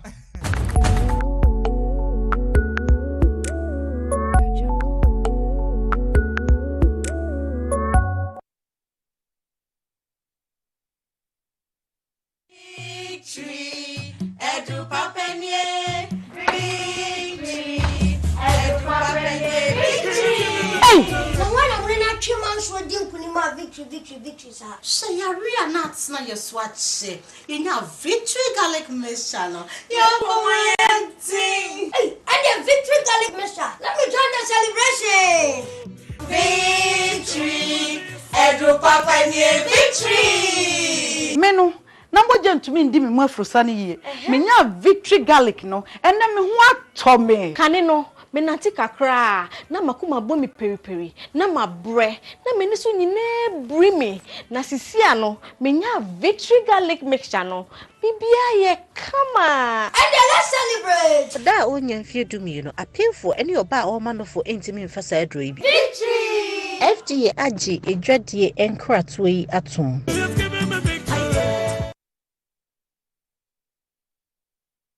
Dr. Solomon Asaka ne ho bi eye Solak Natural Clinic ehode yemfa yare enko ensan fan kofie bie na latest machines a odiaba clinic hode ensewani ensew ka kire kra oba opa wo be ma wonya low sperm count say yes yare waposo na yawo ya afi prostate enlargement any prostate cancer and infection bia aba prostate ne mu de Solak Natural Clinic ebetenete na ba diabetes any koko any obi a woye kese aboro so a ne nyina ehwo nro wo ho a ebetuma wonya fa hodie prekope Nadia, Yankochichri P, Enkose Sikakwa, Ebra Solak Natural Clinic, Ewa, Wambama Yarasa Papa, Nebo Sandafo, Seba machines, Papa na, our ultra modern diagnostic machine, I'll bet media chomu, and we are dear BI how, Ebra Wambra Honkra, was our body mass index machine, our debatration in Pedranum, and we say BBA, and so added an aquam, was our liposuction machine, I have one more Biawaya Cassia Brosuno, a years are getting in every Pedranum, Solak Natural Clinic, aside the massaging machine, I bet me free with three kosi unase ama hunam asisi hunsu ye pa emo bia nada o hwehwe mo a fo ne kire kenten krono omo ne shelf filling station no ene di nhwane mu ana komlemle Royal Castle Road a mo by Harvard Senior High School no ana frɛ 0553 932631 0553 932631 Solak Natural Clinic ayare safie papa no.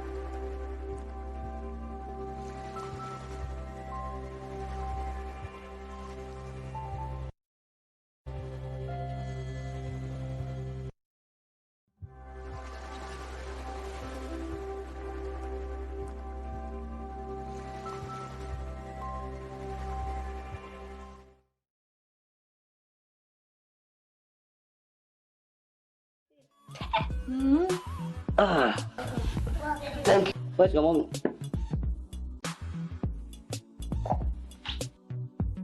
Me start me papa ngala na on ale. Ni check you now. Manfort. Jiraho. So am going. Classic Wontumi. Enkuwe na siesie me amate se Wontumi ho jai no. Na onim eye mo pipia propro ene enka woni na. So e fasta na ho. Classic Wontumi. Mene me. This advert is empty.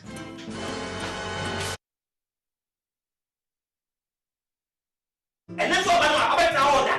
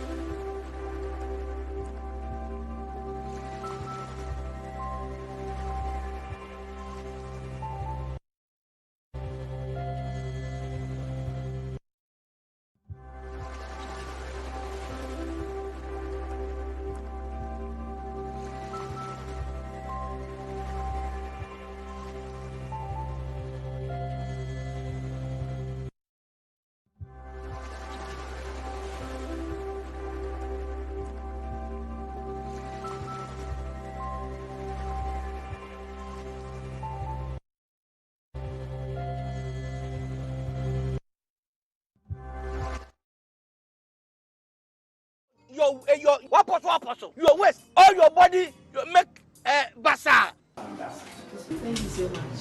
Thank you. Me ba cho ma me Ghana ba mo me. Kese ni mi no ke to anani ansa. Me hona mo nyina tutu me waist me chi me baby me ko to dwen nyina me yasa. I feel good. What sa? Ah, abege. What are you? No me my boss to. Ghana ba. To wait here from doctor no. Where you there? Ebio. What massage there? 20 cedi. This is Tiabako. Ghana ba yento emeto ha. Efesa Tiabako nti. Efentu obi 20 cedis. Me doctor. Nemo se we Ghana ba mo kan. Se am tuo. So afoso. E me ta ko Ghana ba. Ghana ba. You can. For me, what do buy about center? You are too swag I are Sabian cheapay. May pay 100 a sanya will be brave, net slow, a don't pay more yet. So Cassimo a pain, so one sat in Wabu, Aquabobo, said you Cassino a pain. Would you buy about center? You be Cassini, a man knife fefe a jamao. What you can say, Boo Jane, me patron bra. You won't feed me bread, but you shall nip your name when you are a suma near Mount Wedrum, Mrs. So, send Casimudi and Cobebia, Rabba, Herbal Center. You will female ward, VIP wards, and a female ward. You will physio ha, so one of my own rate, you be official, your massage, accent to one pono, at your mouth. The battle pim on cry, what summer, Committee 16, Bower City, Sanso, and a Sunyane, area 4, who could pim on horses swan. Yebesaya Dina, at your mouth.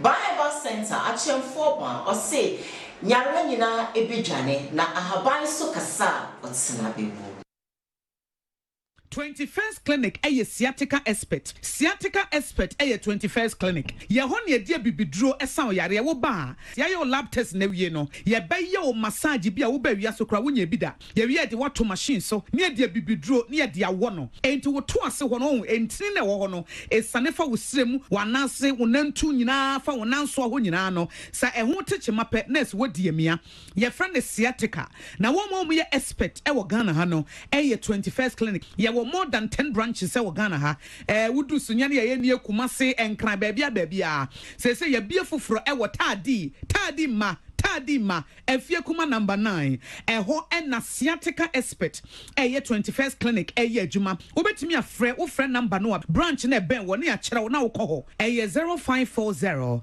311311 0540 311311 sciatica expert 21st clinic.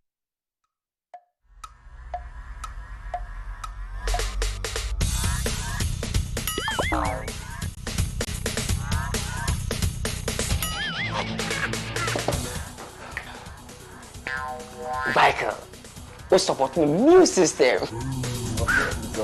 Yeah, Mama Michael. But you are Tony near. Let's go be able to go and go. Me ko support my business for immune system. Hey, that's a Michael t-shirt. Mato t-shirt. Me ko ba be fan kan no. Ni t-shirt go mommy. Boss, champion, boss. Mr. Willie one. Okay. Michael, supporting the immune system. And your well-being. Vico 20 is not suitable for children under 12 years of age, pregnant women, and lactating mothers. A quality product from Joy Herbal Center. This advertisement has been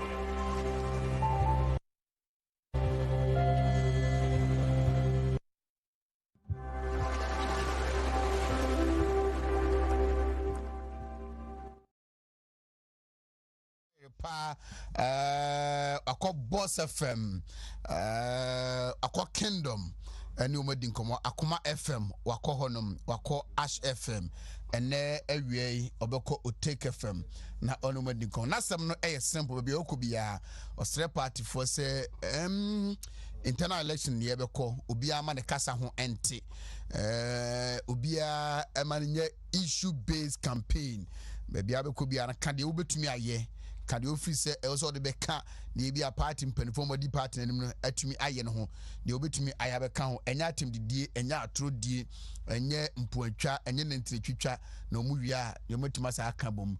This was him at Edum Enra. I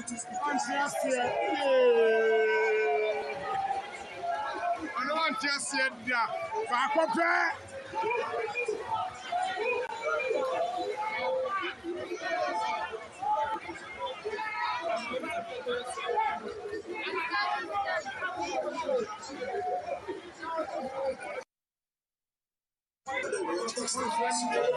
No. You best realizing the interaction with the media, no. Koma oko Angela from Wodi from next week, you know. Able to come your bar. You best show excess of the interview with Kwame Tanku, Angela FM. Then Oba or repa with the QSC Dua oko Akoma Kufia Sante, Inia or therefore Kosiki Ash FM. Oba Fox FM woni keke na afi oko Kingdom FM so on na piano ene Dr. Cash will take obedin komo. There will be a series of them asem ye ba ko pe obia ma ne kasa ho ente. Dr. Gosiche Mache be na amina that is say apomboko na wonso e boko e dia cheme assembly that was the original chairman. Yes, assembly obia kana asem na enche meye we mitimi nye we agro ni na no after all say the same party in the echo won say kasa bi ko ba na obia na machi en na me hwe e bi on Facebook na e manage pa na krama nke twa mienu bi na o mutwa fight so o mu ba committed oduane ho duane so no mutwa fight oduane no mu na ba ko ifreche won ha no abeta be fa ko it was Ghana for the 32 be party for we be na yanya bako na ewene because you need excuse 2024 you need excuse the mo bia the person ya nema ye ne koso dia na unity of purpose no o say timi ya dey etimi ya juma titu emrante ene mabawa dey wo no obu na bibia no ejina wo boso because me because it intimi ko timi ka mitimi ko ya kasa ne mo na nyama bi ba no mo peja na betri so youthful exuberance ne de na mhane de na wana fe ebe wi ase no na aboye nyina but also okay who the president his excellency former president Kufuor okay na very relevant that time na anybody been tell us was what I said to you was say o party no power na we messenger papa as is our party opposition na ye general secretary jo as education ho papa ro ho nyi woni mutra o ti mo say free na kasa o to no ba bia nto enti opposition na so nya de ketwa o ana me ka check of say MPP ho ana Kenya 27 years it is a PNDC NDC a bana ka Ghana no menyi ni say Dubai kra beba menyi ni say Dubai kra beba NDC etime nya opportunity oni ni PNDC no etime anya opportunity assemble for 27 years oba MPP a dabe wo dey for buzi akwa ka ho buzi akwa dey say 2 years arambo be 2 years and you have 2.5 years no be for excellency president Kufuor ono so that your friend say ni 8 years no nya 10 no for na do so 4.5 that is a 15 cry nya bi o but we being 27 what me afa nya hwe enti yemwa na yeso ye party no anche wa ba mu na yentimi sisa ne ma no committee says yentimi sisa na eno na bema yenso so ye projects na ye programs no apia bonto na wo ze ning na so aba ena ma ning na kekansi ani mako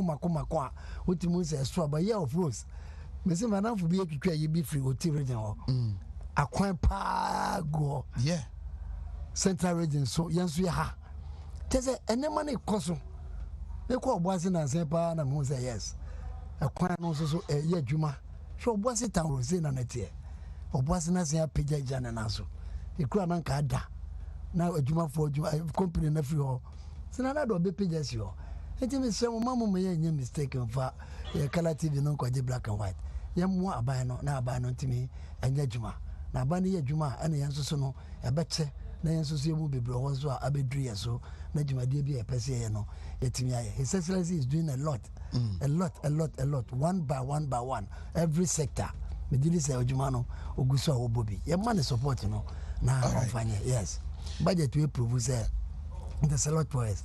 All right, there's a lot opportunity in the also you know I capitalize also na Paul Yando apom to say oh nyame adom. Your chairman is an interesting character. Obia be na bosumini ye dinner time ye Canada pa ye twan trot no so ye kan bibia na o ko radio interview na o ko studio sa say envan ho kra right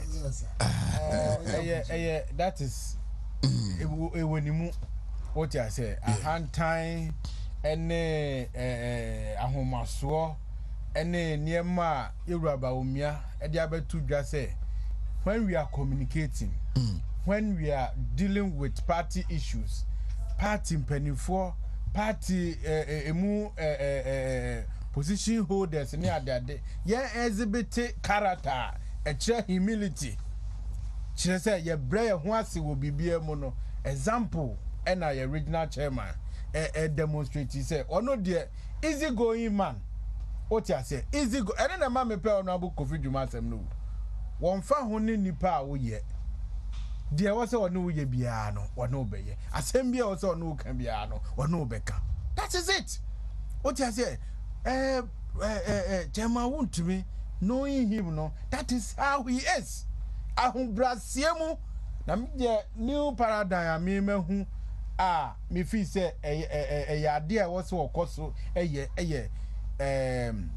Bible mu nsɛm a wɔsan so de tudwa eso wo tena wo si na chairman oni Bible mu sa ubenya sɛ obi a ogogodi of wo theology school o ti dia ye class o ti dia kan wo Bible mu kura sɛ na nyame asɛm na wapo yi wunyansa wo he na obi a wotimi ka Bible mu nsɛm kyerɛ yɛn ekoti eka kura otimi koti o wo so pa kan ha na hwede wo ho and mani age na wo hwɛ enkofo so a edi nachi na onam friend say kejeti aho senia ye bodge ne so a indeed omo keka nsɛm ɛna waye on popular ɛna waye den no emo na mo keka o paper obi send me second video bi say almost stop ne say o ma ne nko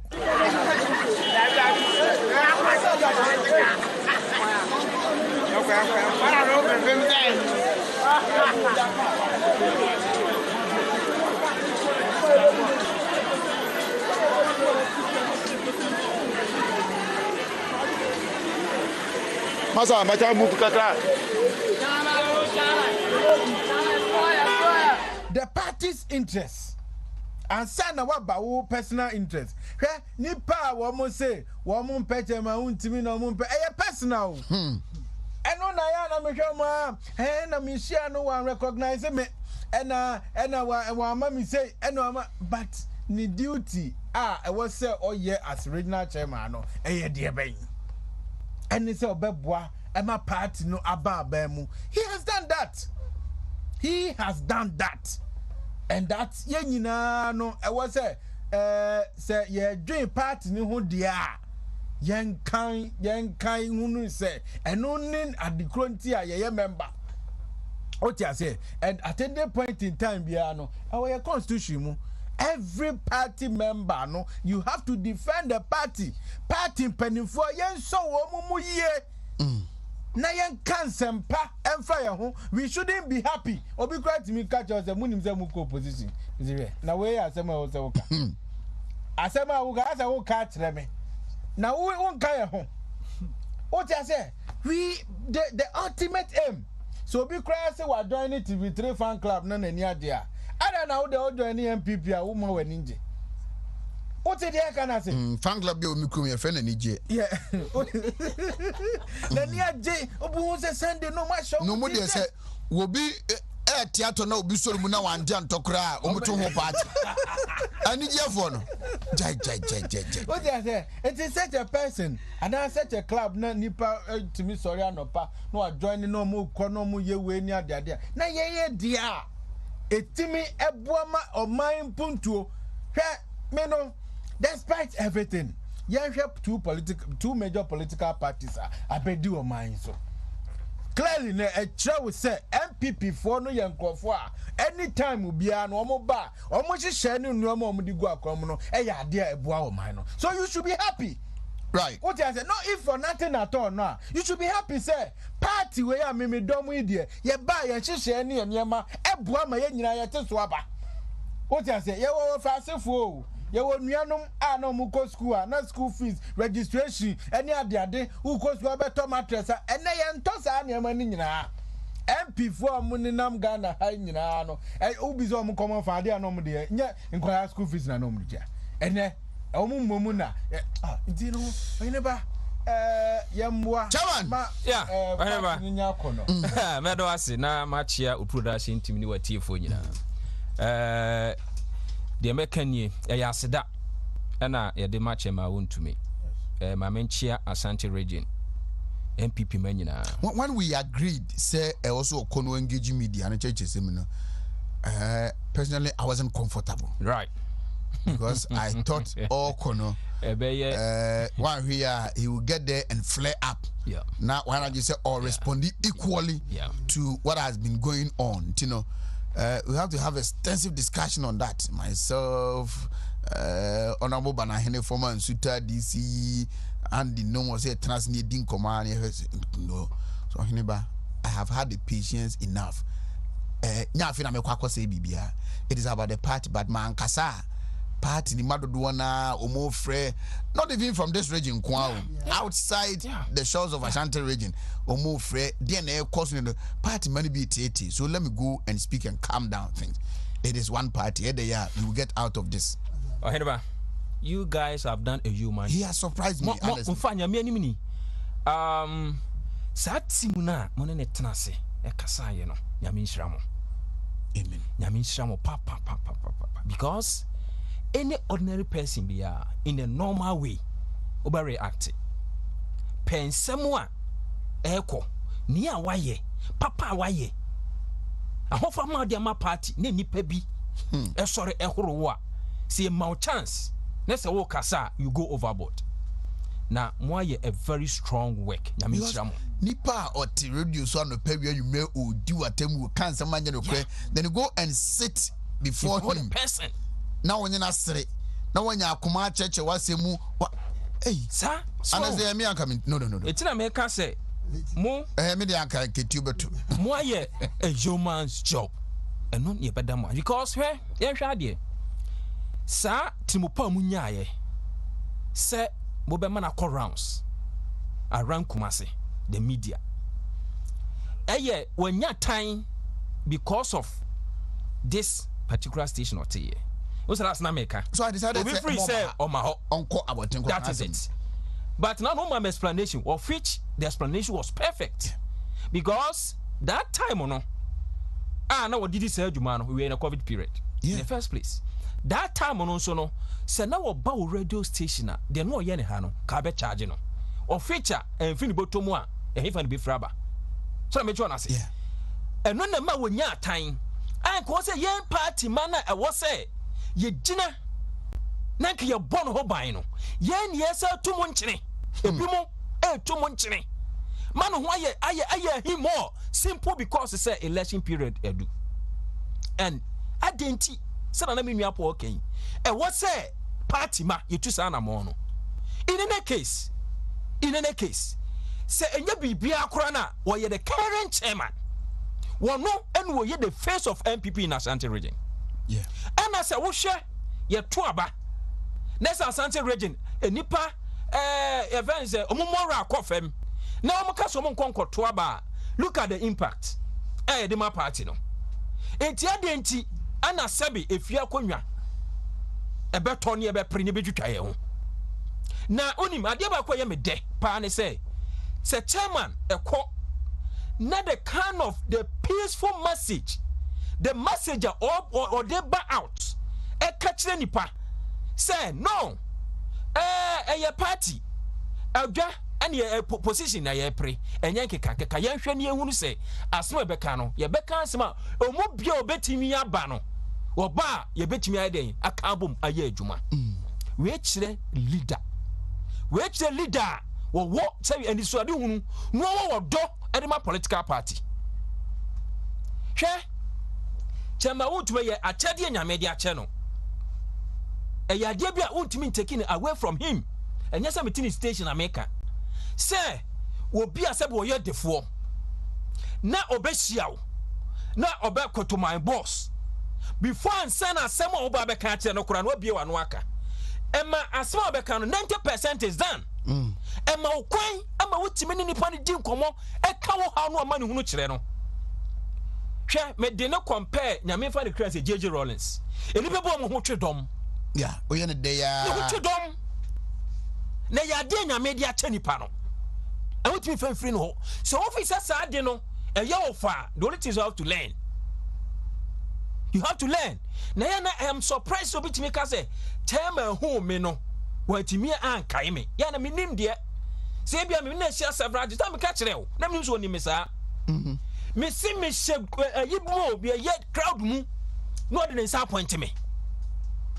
So chose ethnicity and then you chose we politician or also with Timothy Dom who can correct Timothy Dom. Now look at it. And two of you say any domina omoya MPP for mo tears antimem. I will to my now yet to one my whole chairman. You think I'm happy? I remember Yebetua when we were getting close to election, 3 weeks away. Yeah. Na Kejitia Central Market on issue. Sorry, dindini and Tuaba ye bed mubufu. The Tiara Chama said no, this week I have to go there. And you move ye. Ukra sa ballot we damina ya yenibi. And I do dear and MPs no dear and ye TC Kejitia Mukra megaphone. Just look at it. I will not say it. Kokejetia new market on a Central Market no kubusa. Yes. So because again man no problem. So chairman, for you to come here, it is a shop when obedu no muka say we are o movie no maka no and then they call the next shop. You don't want this.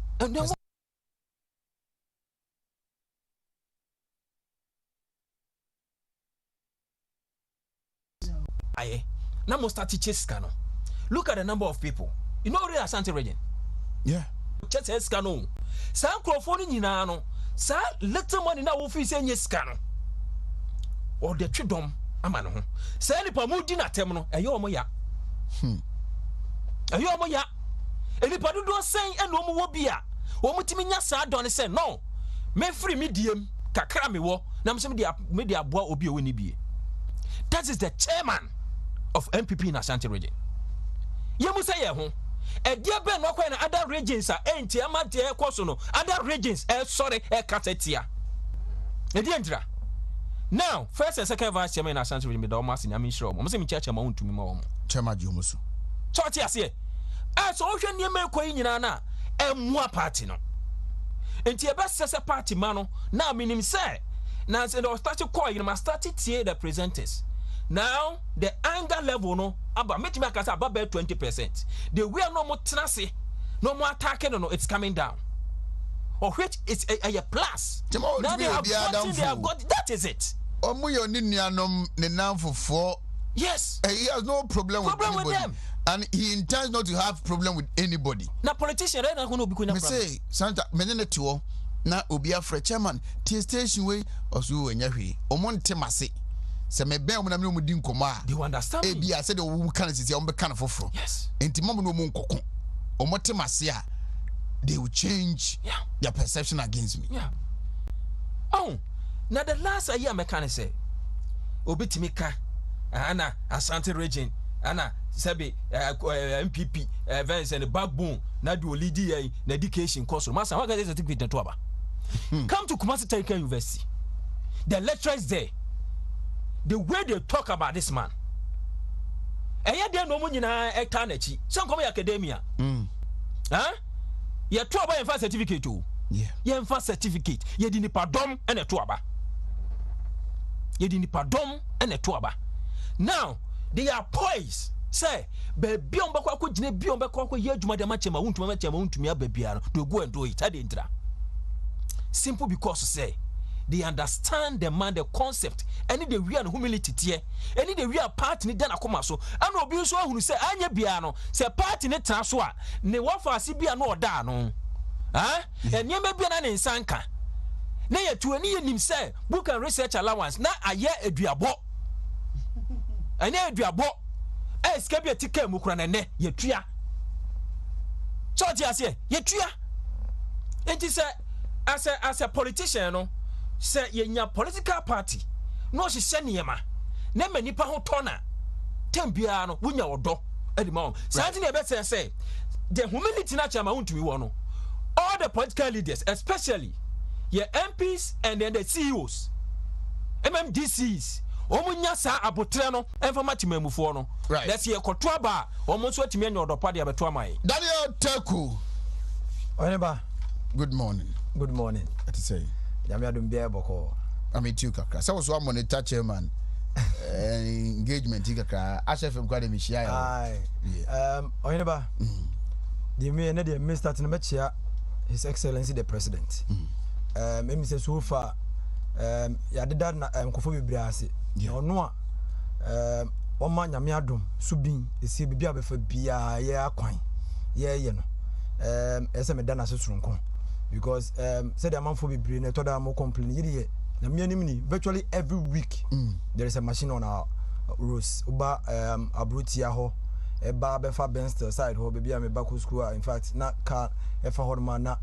ebo nsan ho ha adwen pa e ko fitem won msa fitem won kra no contractor na adom mo a wo ye o mo kwan kakra ma o mo se de be ya wura ho mo anti ye da president as pa bium chairman e better na because to me ya mba se to me we sa ma media minimum film nkora brimbisi ne min se mantem kwan pa de na ye ya im se na forever na ye nya bium ye be yan so anya sa asphalt ya ye hu yi bio bia wo kumase anu ma wonim mantem kwan ye nya na asphalt enkran tu kumase highways ne ye na asphalt eni bibrina opie frufia see asphalt so it goes to show you say for the next 10 years or even 15 years sa kwan no e be last ama dwumadie bia mudi wo su bia no eso abanfaso nkura twa kwan ma naka ne namba bi a muntimi ntwam nyina president na nasne ada chairman so ase na ne yekoso de ye me ya ba ko ne se ye ya ho si ye ma ne ye din a yin na be so a se nei si ye ma ne ye din a yin na be so a e che se si ma ya ma ye kasa ho antie em se asama chairman kan se ye ma ye kasa ho antie em se me wa fa ko si chenso kan se nanu an se ye kasa ho beti e ye fie contest sa anya mi ayewo enti di enti na wo be kan asama mana be ya me ya to the extent say e bedu ba bi ntimi mba me kan chem se me be kan ho ma ye nko because mi jama nko ntimi nso a se mi jama nko ntimi osun so de osun obia benya ba bia so yesre ye me kasa wonte se de be ya 2024 na bia ye say 3 years away nye 3 years away it's just tomorrow 2024 is just tomorrow e china nko a oni betino na aba oni betina aba nti yesre mo ma ne nya din ma ye ho na nipa na ye di na chine ye se bio ye idol worship na se bibio wo bibio ni mu a etwedom politics so ya ba dom enya office adwuma anu di no say woni woji 2 minutes wi ade mo de be ye no na mo de aye onyi post onyi CEO ye woni nkofo ni colleagues am ye regional chairpersons a o maje regional minister positions mo de da board so ni aje other positions wo so no de ni say o de ni nsa be ye adwuma 2 minutes ba mo nko tena office mo na adwuma ni bi no onye na contract na kwa waje contract bebre wo ho your party for magic contractor eda ho muntimi nye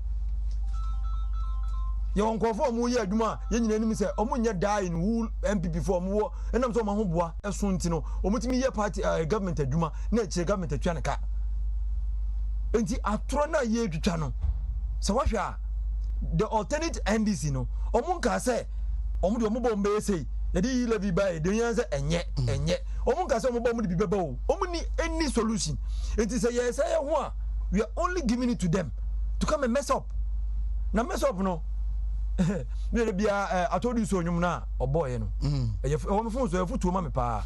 Wo se bra na afuru ponko din samfo na ekoka kire ponko, okra ka kire ponko no. Wo se jai na wo ye wi. Ba kire na afuru ponko wu ye no. E mo ni nyina ye do mo ye den e ye nam ma ahowo no. Se ya nhwe yi a na se NDC ba power. Wontumi station they mean say mbe operation 2 times a week. They will target the station. Open people. Oh no, quite open people once a tie na. The last time I catch say transmission ko off kakra no. Minua me fa han ma sa babak. The bana blank. Me fa han ma na yenuma nyame adom yetimi ba han de. So wo pie na ma bonten a mo fa ha. Ah na da na si station no MPP news ha na obenya no. The other stations no mo kan kakra. No more your business. But how do you anopa area enumre? You ask yourself, say, radio station how do you pesca na? But party no do. And then church no more ye be ya ma ye nwan Matthias say atro radio station be different party no. Say the baba. Nene Wontumi sako other regions a obie radio stations. Nti ono kwa na MPP ni obetuma be radio stations ana. Sa radio stations no obie nyese for commercial for the party. Hwe colors a wa ha no red, white, blue.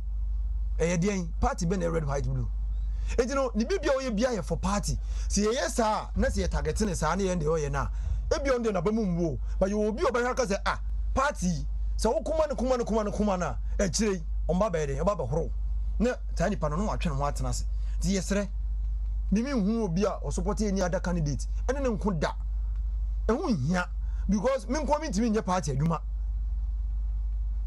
ena asem bi won man pese me kan ohin ba ye wa mi bi wa afcon ta fe na ntia sana if 92 a mi nim se ye to aba satara me to aba ebe se 2020 im se 2020 ena nim fie ko achi 20 man to aba first war White House from 1992 obeda on man adwo be 7 and number 7 na man for TV no what ho saa to the next morning what aba ye onkofu bi a ye kasa MPP anye ye communicators ne ya jeje positions na MPP for ye obi won man say MPP lusu aba na e body ya rebe 3 days oh yeah won ko school da na dwuma onya mfaso bi amfira MPP ho enye free SHS ye ba ye ya ene bi ne nana bi ko bi free a onya ho mfaso COVID ba ye ye chiche ska for the first time government etam ska de send individual nsem enye sa anyoma na onya bi da ba o MPP ni the last time you send video bi ma ma mi wo body ana me ye campaign no ma me no asa koma tietin so mi ru o say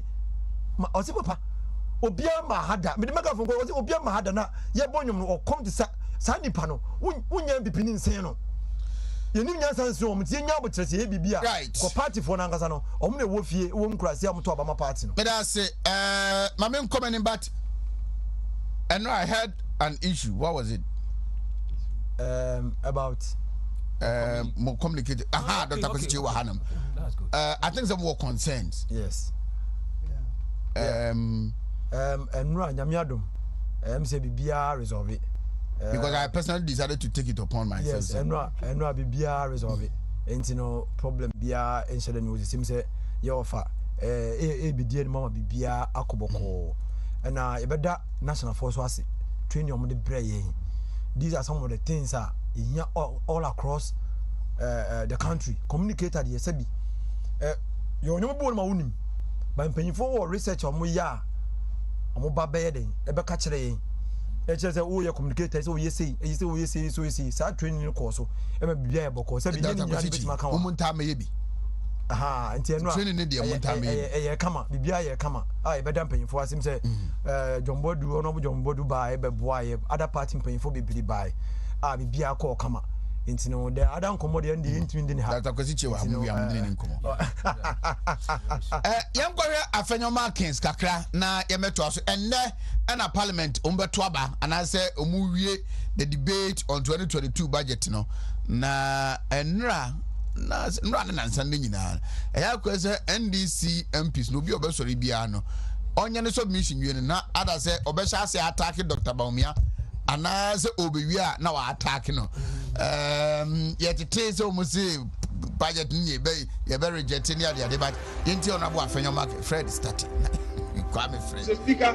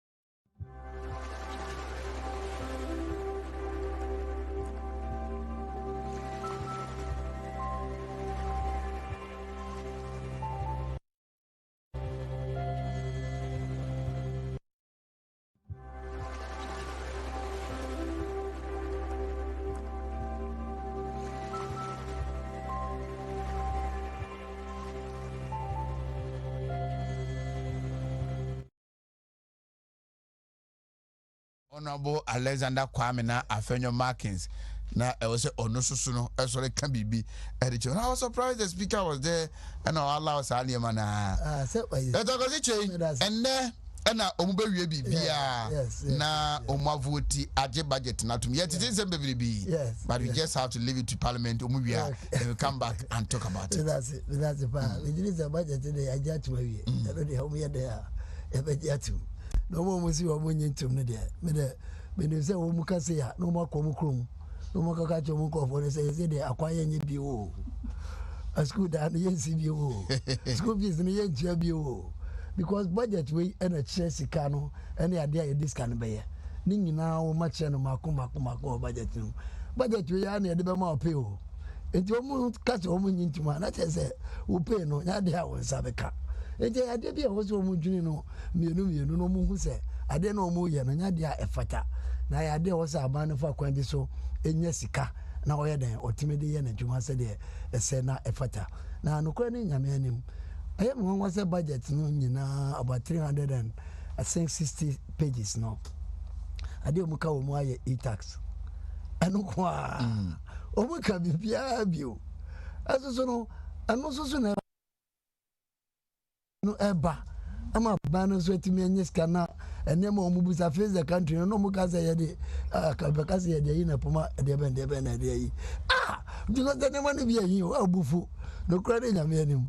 Oh yes ka what you walk as a kwanye a minister no afre yes you know da ben adbeba no more some minister we aba mo be busa say we de ben adaba na be ye kwan na wo wia sika na de be ye sa de na ma so no was me preso me sika ne ma na mo kwa de ka mo argue from the point say e bia percentage no mo man ko from kakra wa ho no na ka ko ye bibi say ye kan sem papa bi.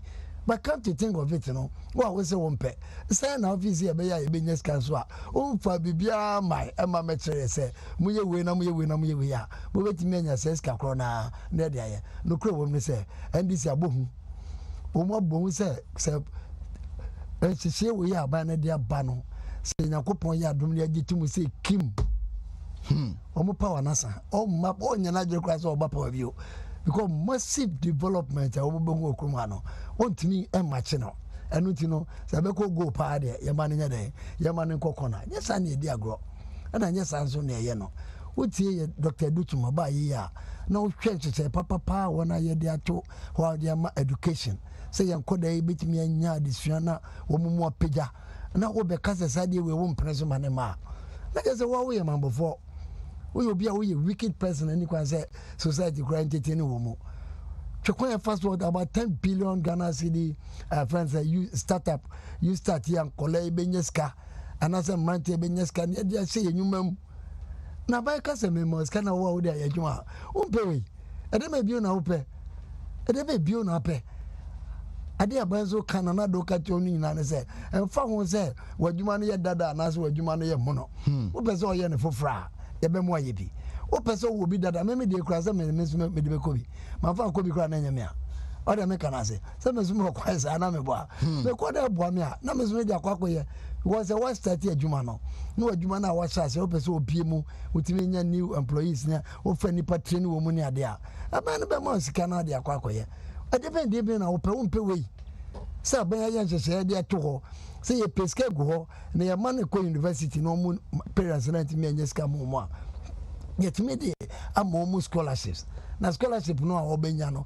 anya de wo ko frɛ ne wo fa bi so mra ma ye guarantee ma no on fa ne Ghana card mra na wo ma ne kwan no nkoto na addition so na wo peske go na so ma ne peska ne wo a na me hu ade a wo mu pese wo mu kyerɛ ba me odidi ma pase Ghana for ebe giachum wo mu krom for no so no wo mu kasanche wo mu so tena na mo kono mo ko ye ene ma basa bia ho mo ko jintu ni enko yanim go mo anya ntumu a ye future no ana mo ye den mo pese mo se no an se be pre wo budget mo a wo redi no makoma a wo ti mo sade ne mo de papa mi ya na brief ayi bi ba hase na emu de ya wan kasa no bia wo betimi anya adaje no timi akenkan no mo sa ba no aye nhyehyɛ ya wo de beboa na ye ma no titiw you to not me anya no mo papa no mo su ska wo mu pe no o metimi anya bi e de anya adwuma ne money bebre legal basis for the budget ne money bebre wo kono makoma ona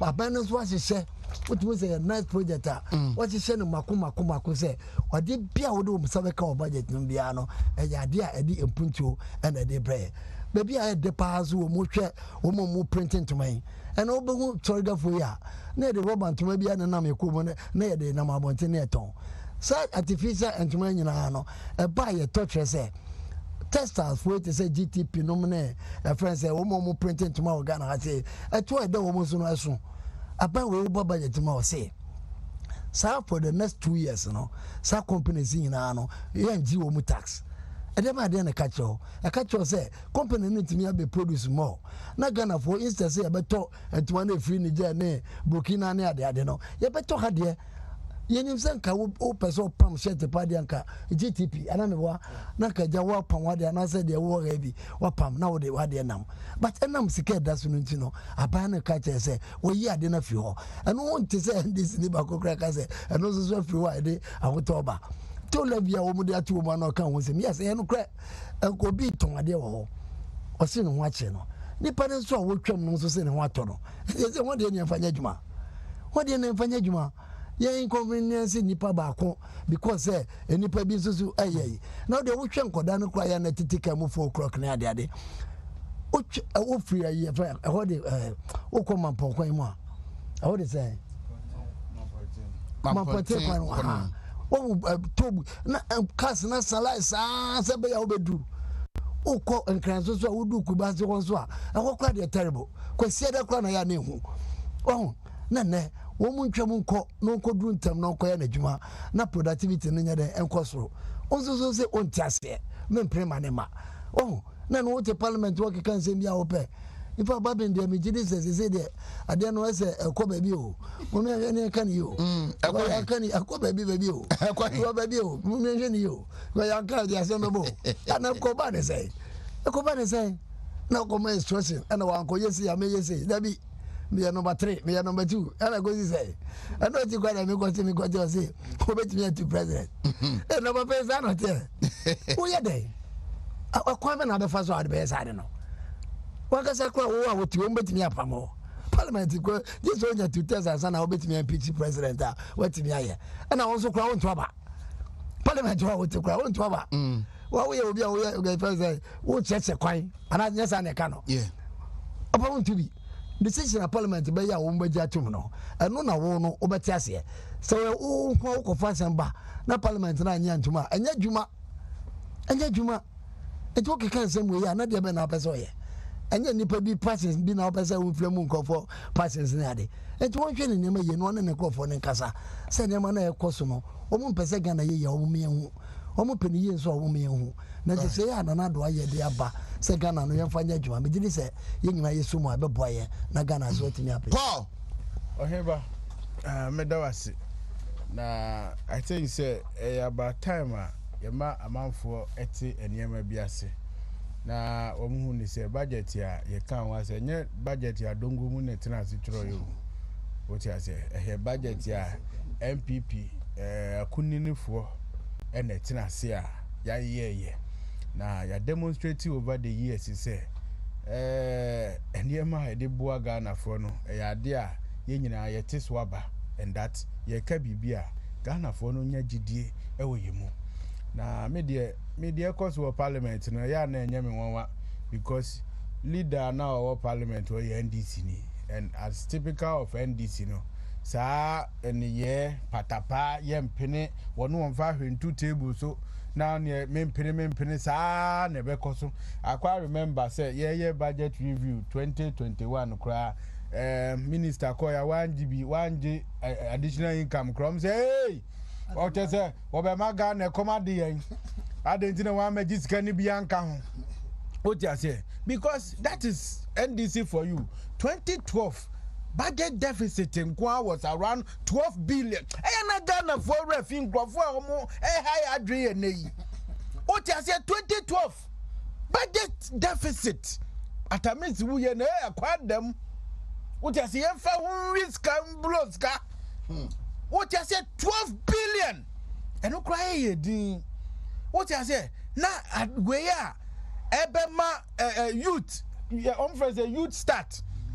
Oye babunu na pese wo share adwuma ase a wo betime nya kwanya etime a start bibi on your own no wo say enye me de baabi a yenhwe mfiri ni say yenhwe niema a yaka wo budget nim na ye makwan na MPP fo no enye sa adwumadie no ema they should hold us accountable for ade a yaka wo eno na I think say ebeboa yen dan say ye be na ye mpene na ye approve na sa na man I think say no pay Ohemba you did very well ama ye hu so NDC for ni decide say omo mpene ma budget no ye approve a ultimately no ye be hu de be kwa wie say any the power no be ma president no won declare state of emergency na ne de pe no afa de ye nye wa ha na obi antimi nya na yi nti I don't think say they will go there you know ye hwe kwan say niema yaka wo mu no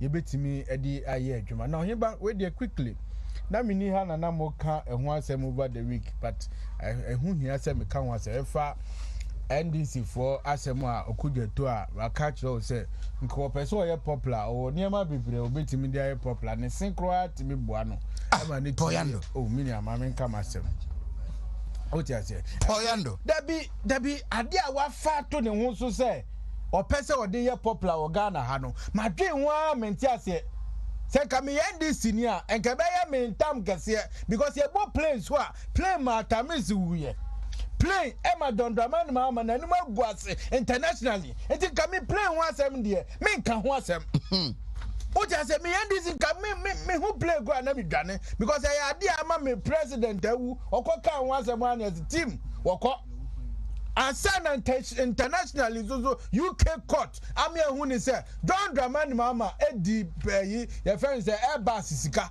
ama ye nyina ye hu a ye twen special prosecutor ama de nako na obeka say na yamfa eka ye bowo president travels ho a you are not going to continue parliamentary proceedings ni ade no na say this is not the first time president be to kwan Oti the can say former president Mahama so onuso no to kwan ye fa ne de no ma to hwai onu kura de no ma ne yire timi the presidential way ekwahwe ball ye fa ne nyina mra oti ase na ye nya ya dwe say ye betoto president as you president opo wo to kwan ye wo so obi kan ho onya te say meme ball am te ha and security issues enyo no na determine ni pe wo so ni ko. What you say to your casa, national security matter, they should understand. And this logic in your how. What you say, President Po, he should go with a number. No, by virtue of nepotism. President in your president, and your president position, yeah, Keku. To say me, I'm too quiet. Now, my family, it doesn't happen like that. Umpo that people that should be with you security personnel near their dinner sometimes you cry to me my advanced team and you know to me na yama to yama say because NDC for can was him what you say yama to and yama because more can was I don't think that is the direction we should go. Rather than one pair idea betima bua or minor president no to kwan and fa so enya e wo so yakobi enya 170 million euros so say I dey be I think development bank also what you say on train don't demand ma ne travels awakwa yenya 2 cities kura umda. They should come and tell us. Or could they told you come and tell us? Say President, former President Don Dramani Mahama. Ne travels ben no koya Ghana nya 2 cities out of it. 2 Ghana city onya out of it. What they bring Ghana for? Rather nyama mumu ye nyina was a nyama ensem fata e bu nipa bema. Na cheche wo dwen ho a won ti ase. So going forward, you know, I think say they should put a stop to Sanyama no because ye can say ye can there and can Yama Bonia Akoso and yes to be decided. Say one more parliament who are double salary now, 1 month Jessica and I and 2 months to buy and young parliament wing. What you say? Mama Jessica illegally. Wouldn't you say, who ye MP, who ye minister, and says I would jacket you no. including the speaker now what one na speaker no kwa de ka se ka no nsam dia bebrebe wo yire nua keto akora akora keto anda age kra wotimi ware no ye ka for yando media smaka minimum the issue would media me ka mo public knowledge me ye nim no enya say ye tin din da what you say ye nim no ni nua keto ka so free South Africa by obesisa kakra ya fe kwa ni ebese mu kina ama amanfo me to na me bukure fu say ana ya fa president travels no ambreya we are not going to continue meanwhile mo amadi boni a established fact ma disika mienu and I sometimes I blame sometimes your leaders chairmen and others say sometimes never be or they should also stand on ways there master you compromise on a lot of things but mono and nyema emfa ekanko Emma, Namasuma, more can wasem. Tamana Mudi Akatia no. What were you doing? Right. What you say? It's no here, but the American man is saying, or mine can crow, and Yenina, ye hear CC. Now, also so may blame MPP for your quarter Obama and this and a Danny Penmu so. May dream one and say, Yan Fanny Womo. Mamenko Ora Ernest Koku Ejeso, second vice chairman, mention of constituency. WO1 Alexander Yabua, office of the vice president. Dr. Kosichi also chiao. Mososo amu vice president office ni nyina upuku arene penifona kanina ye chiamu nyina ene WO2 and Mrs. Adams omo a birthday. I wish you happy birthday. WO2 Mrs. Adams from Alexander Yeboah WO1. Myself and the team here. Yes, happy birthday to mo. Emra soy. Chairman. Medase ohene. Medase na unim. Edika ene medase na mabo abaso. Mention of ene in fact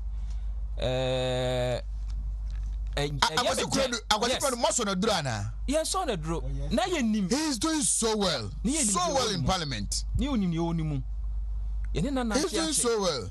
Yes. Me idea me support to be and I know what. Just that me kwanka be o motade me kwere nam no. Oh no, me nyo. Body admako mensa. Aso ma bo mutiri pose kia ne ki o masa me. O mo ye wade. Yes, so she unu ama oni je. In fact, these young MPs, in fact, we try say mention North constituency ya boy homodin ya dana say at least wo ye adwuma e de boa MPP party na de mekanie Ghana any MPP for budget we any the current parliament e wono e kire ye nyansa na me hwe ne se na nipa bi enti niema bi ase o mutimi ka so president the metro abama no na MP ni de mento abama no obi timi ka so Ghana be ye pa se ye to aba ye benya ebia MPP president na enya majority NDC unua eyade eye very damning eyade anamuntu yetu ehu ye e de mayen se eye me de se at least nyankopon ate ho kakra ama yehu asoman be kire yen se sa motive sa adwene e wo no a butimi ka se ukwa well developed countries e wo ho no enya South Africa ti o. It's not like that. So what two sana mona party na say the government in power no wo ha ne ye na nka sabe enya sa na tie a nka so hwe NDC for argument o mu make concerning this budget any na mo bi o mu tuo ti say okay on sa se manum enti no say we boma pampa mu a meka o. That's what's going on.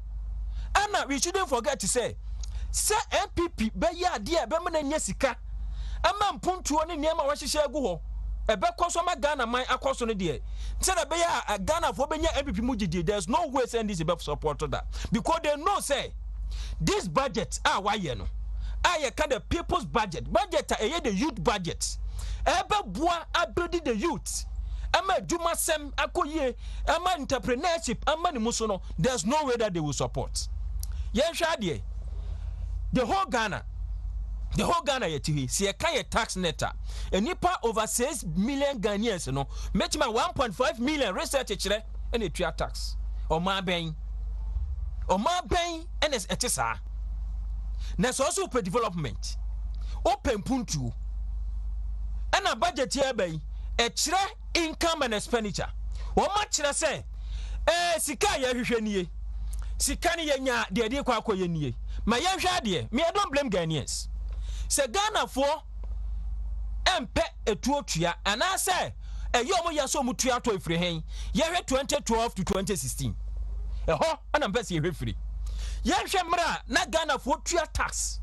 Etua tax e pa say ye tua tax de abo omanche kireye. Na ye hwe de NDC for the tax eye o Ghana ha.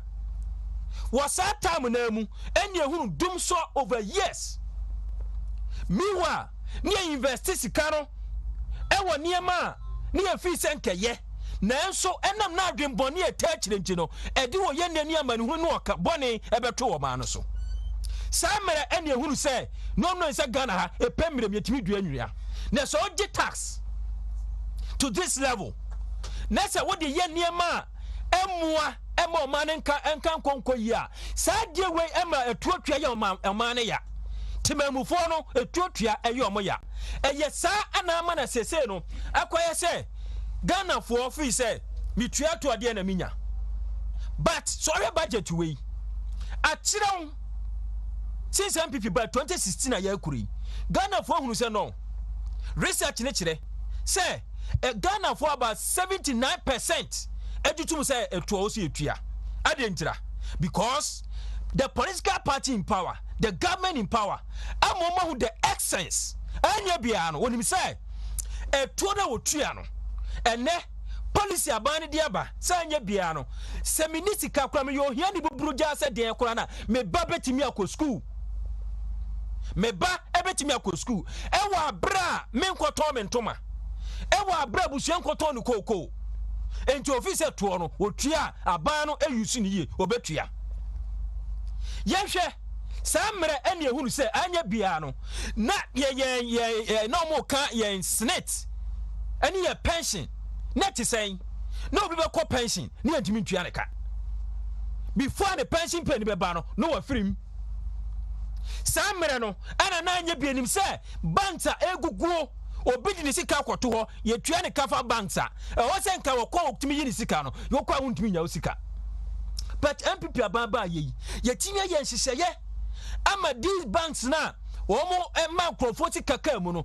you tua back enra make us associate Teresa Cooperative Credit Union omo tie me board efre me ka che me say omo sika bi omo koye investment ana aka mu no ene ye tua ampa so abani ye nhihye to ho eye the tax ye hwa de ye ka kwan aminim say Central region one of our problems. And so said the metie road minister na me greedy no government since independent and now ye road infrastructure more than MPP party, this current MPP party and the government in power. All simple because ye buy the rate and it kwando do anenye ambo mababe ye kurano sila no kurano we are still asking for more na ye tax now ye see ye pay interchanges our Ashanti region of which we deserve it because yen ya wo aban no yen en ya wo aban no and as I say so before we break the 8 whatever Ashanti region is demanding from the party or say yema omo from the government or say timi yema omo yen hwe akwa bi ombo bodin eye no kra or say ye now where do we get the money have to come from us. O se sika no e free yenti mamufo no sabe aban on ton tomatoes on ton nyadoa choti ase ne human resource ne assets ene yenti mamufo ye aduma ye ntutu so a ye to ye tax ye tua ena aban e de ye investment e de mayen it is all your mind now to be a citizen not to a man na say wo se etu tua wontua na efrehen na I don't blame them some kind me blame NDC for because omo hunu say ye tuatua no kwamfa so bi amfire so until 2016 people ba ye a de policies a eboa ema the youth eboa matimamfo ha wo mo ba ye no na omo say no na o se yetimi tua eto enti say ye hwe niema aban ya hyehya to ho any mpuntu a wɔyɛ research ne kyerɛ sɛ about 79% agitum sɛ ɛtoɔ no wɔsi etua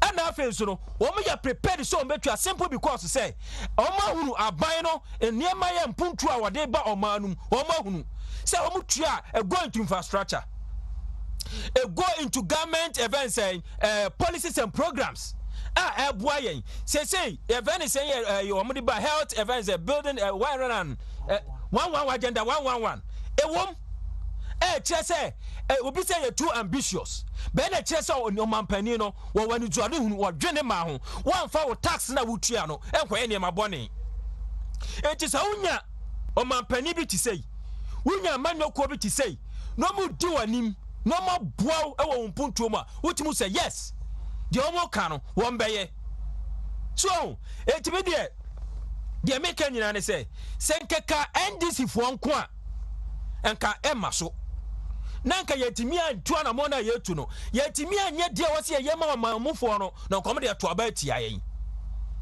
na yi levi a ɔmɔ kan ho ana ka kyerɛ wo sɛ ɛyɛ oli yɛfɛ ne sɛ mamu no mamu no is just a minute of it yɛhwɛ adeɛ ɛna me no kasa yi sɛ aban wɔ invest into this communication system anambeboa we invest you have to reap now you say it's a fertile land emuso ni investment ne so look at the amount of money we are mentioning our yi transaction so now our mind bang and no better also be invest what per se transaction that way and abanabo ho ban cyber security bem na enkrofo ntimi hack the system enti say ya ntua ya nyeto obi amfiri ho after say what mo aye ya fa say this network payment and who investment a man crofo ba ye adwuma e de man fiber optic investment o mo aye no how do you recoup that money now yes an hwa de biem enipa bi take advantage minim say me no koyi say ye pia bonte ne ekoso ne koto de ma ye VAT receipt ana meboa ye ma ye VAT receipt how many of us NSA ye transaction on the net near transfer ska na say the contract was so who tax who when you taxing no you don't tax anybody we invest tax yen you talk idea on social media church as here you call a very say this you see what tonaton what and what you call ko nyina no what to idea na enipa na what to idea won to tax o yen fast ma kofa ne ma na begumi dem obi nso age store wa dum idea tia na internal revenue for kon ho no ma kotwa ana say ya ma no ya verse a VAT receipt so obi ba twama no invoice no twama no na wo na kofa ho de na engu store na gu fie na wo di nyama be gu omanum na wo turn through internet yento tax no how would the government get the tax from that person we have invading the tax right from this system it is akoba say o mine timi atrase hu say no say yan hwe say edwade ye gini wo abefo kwan so ye hwe kwa befa so e betimi atax sa de no so na nkoye say wo ma store mo tim nko a e no mutua tax a aban bone wa ye ne de wa hin aban bone a wa ye ene ne wa hin oh enti o say ye nyina no ye timi educate yourself education emra more education emra more na nipa nte the concept na se na ye hunu say ye mantemu a ye pe ekwan nso sem a ye hwehwe electricity pese gina so all these things no eye sika na aban de beye na free ye timamufo no ho de be free why ho na be free aba ye timamufo no ene ye the asset of the government of the state ye say the liability we are also liability to the state because you hear there emrewa ya ye ma wo mo ye fere social intervention de ma wo mu le police and manema we nyina no abani tua ho ka eye to na edi tua so enti say o man no na o see make sure say ye tax tua se na anya bia na da chia kwama no so babo akokora na abo abrewa o man no so atima den anya bi dia hwew enunti na ade na dan kwakufu ado what the taxpayers money me David brother de me bonabaso the human resource our day building about the free SHS concept our educational concept was so the TVET ba be ka ho na young technical education how much it will cost one student to complete technical education yetimi ye wey na so wofo abane si sa ka we nyina mafa na emom yentuatua ton kakran ne yentimi fa moa no man nyina so man nkanko enko yi a mennya sure ne ntum se owufo bia be ka se mentua eji se NDC okay simple because omo pe power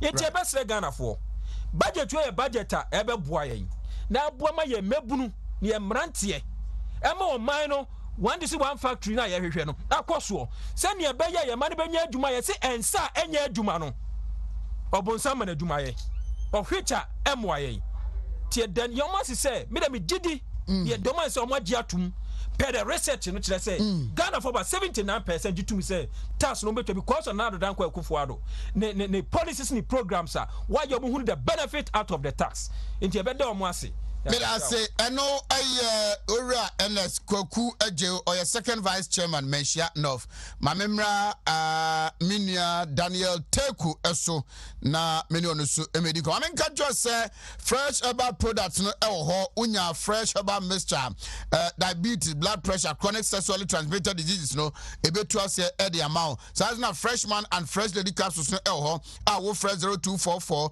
222316 na onsa account the herbal shop ben obiano obenya bijimas recruitment tourism and sports consult eno so no omodi wutu kwai Kumase patase mango down achimota wo LB and bang ne soro takwade Asakai New Town 0269 700878 me bacho Denmark Portugal Malta Hungary Italy Slovakia Latvia Dubai USA Canada odobeko na bibia aye fine e dia ma city aba company e the city capsule ni city ointment no e dia ba me bacho de tiani say unya city capsule na immune system no ebeboa ahyehyɛ amena gina yie pa na nya ointment na bone pains no body massage knee pains no akra ni nyina e de ma 0505 767425 eno ana ubetumi afena wonsanya bi mamemra Daniel Teku ho na mene ono so emedi nkomoy ansana ya toase wia na nano ada the council meeting na Central region omuye no mo issue communique me ba be kinkan ni nyina na mene mapedi for edi ho nkomo ansana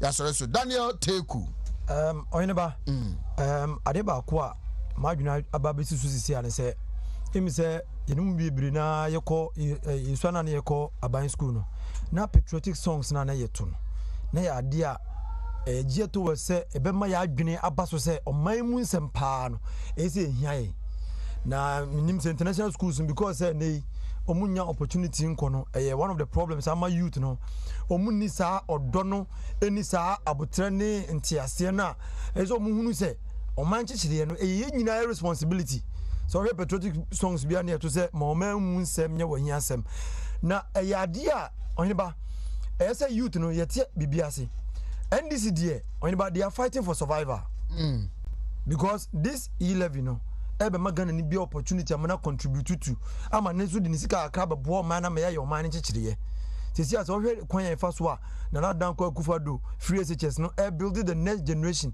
and make sure say efie bia benya krachi woni fie na ma ye nyina ya tumpon say nyina ye eko school ni ehunu ade a yade basa ebia na etimi bonkofo bi wo nkura bia ne nam nimdia na omu nim sa nwom ni nyina e ba be ko down no yade ye problem mom ye nyina nim say school sem so be a school and this of survivor no problematic it's one of the things that are fighting a biom whenever NDC ankasa anase nipa ankasa say what one no obi fa adwene no de obeka bia say de obeka bia me forso na me forso an edin sa na NDC aye sesia no na nke ye hwe say politics die Jojo me kam de no waka wo de e bia wo opposition view na wo de ba no me na me de me so ye ba no me hu say oh bia me fa ba ko mienu firi wudie mu ka me de ho a enam say nyina ye kekere o man ni ntino e be boa me yetimi abuild o man no ba o mu de o man madwen say o mu de nya de o mu adwen bia e be guangu na o man unu obi kekere bibia na unu obi fa adwen o say ono de oni adwen bia fa ho a e problem now and this for me hu say o mu ni any alternate solution. They don't have any alternative solution. So we are CSOs no. Be bring now by oh, somebody buy 1%. A be a my wine high. A be say be 100 Ghana cedis no. You have go 200 and 300 Ghana cedis. Say the be go for be poor and poor is how more your class or more as poor no. You be a film kakra. These are a junior ye pesi ye fa. Ni ehun kwan be fa so a e be magana ni bi opportunity no we tax ni bi. Oni ba enyo mo so a mo pese mo ye no. ekuro bie no wɔn develop say UK ni US na toll booth mu yɛgyina hɔ no short kwan ɛmɛ yɛ tɔn adeɛ the last time sɛ me kan yɛ no ofiri akɔ nkran a ɛnyɛ toll booth nkwan na tɔn adeɛ o yɛ wɔn nkɔfo mo siesie nnwoma wɔ kwan ho kama woduru na sɛ wɔpɛ bɔde na banche na sɛ bibia wobɛgyina atɔ ɛnyɛ toll booth mu nkwan toll booth kaa kwan yɛ nyina ntɔn adeɛ nti ɔyɛ ba ɔmo amadu sɛ they are going to be like ɔmo kɔkɔ hyɛ nkɔfo bi akyi ɛde abufu aba by the end of the day no ɔman no mbɛsɛ egu ɛnɛ minu mmienu nyina nim yɛ kan sɛ yɛ taxes gyegye wɔ fam na nyɛ ne o yɛ nim dadaada ɔmo akɔ sukuu akɛseɛ baabi biara nim sɛ sei ne yɛyɛ no but NDC fo bɛ akɔhyɛ akyire akɔyɛ bibi a ɛbɛma ebi a dede ketewa bi aba but deɛ ɛka ne sɛ MPP ntumi nya NDC deɛ ɔmo ni adwene ɔmo adwene koraa o ko so far sɛ wohwɛ a sɛ de na afɛnyɔma ake ɔno ɔbɔ ɛka no wɔsɛ adan na nipa baako pɛ ɛna ɔmo bɔ ne di ɔmo bɔ ne di because ɔmo nim nipa bɛn a wɔyɛ ɛna ɔmo nim adwene wɔ ne tirim ɛni ɔyɛba businesses bi ɛkɔ so a ɛnhan because of the ghettoization but look at how ɔmo bastardize no ɔmo target ne sɛ ɔmo bɛ running it down before 2020 yɛn nyina nim how ɔmo bastardize free SHS ɔmo nka kyerɛ sɛ ɔmo bɔ mbɛtwa free SHS mu nyɛ hu sɛ ɔmo yɛ mɛma ɔmo nka kyerɛ sɛ ɔmo ba ɛnwoma bebree a yɛyɛ a ɛma ɛnɛ na mikɔ ɔhene ɛnyɛ last week anam nim sɛ ɛnɛ wokɔ akɔyɛ BC ya ɛno sɛ ɔkɔkɔ kyerɛ ɛnɛ yɛ bɛyi wopa yɛmfa mic nkɔ abɔntene yɛnkɔ bisa ɔmo a ɔmo yɛ mfie bebree ɔwɔ nkɔfo bi a BC ɔmo ntoma ntua because ɔmo ntoma ntua ɔmo fees. Okay, ɛbrɛ no kɔ from next week yɛbɛsa ato aso adi nkɔmmɔ but ma menkenkan adeɛ wei nyinaa full na mewia director kwasi chie wa ha party mpanifo na yɛde mu nkɔmmɔ ɔsɛ for immediate release communique by regional executive committee at an emergency Ashanti regional executive committee meeting held on the 24th day of November 2021. The committee, among other things, resolved as follows. 1. That the committee has taken note of the recent altercations by the party members within the region, which said altercations have the potential to bring the image of the party to public ridicule and disrespect. 2. That the committee reminds members of the New Patriotic Party to be minded of their duties under Article 35A of the party's constitution, which among other things provide that a member shall have the right and duty at all times to 1. Protect and promote the good name of the party. 2. Protect the unity of the party. 3. Be loyal and truthful to the party. And 4. Abide by and publicly uphold the decisions of the party. The third resolution was that the committee again reminds members of the party to use internal conflict resolution procedures as provided under the party's constitution.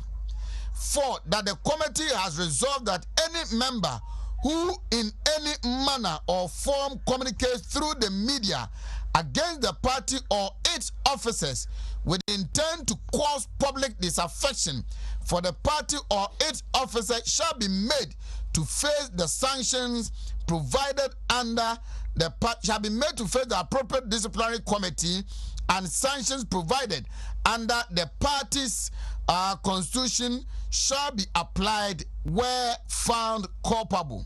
5. That the committee resolved that in order to maintain cohesion and party unity at all times, all members of the New Patriotic Party shall abide by the above resolutions. 6.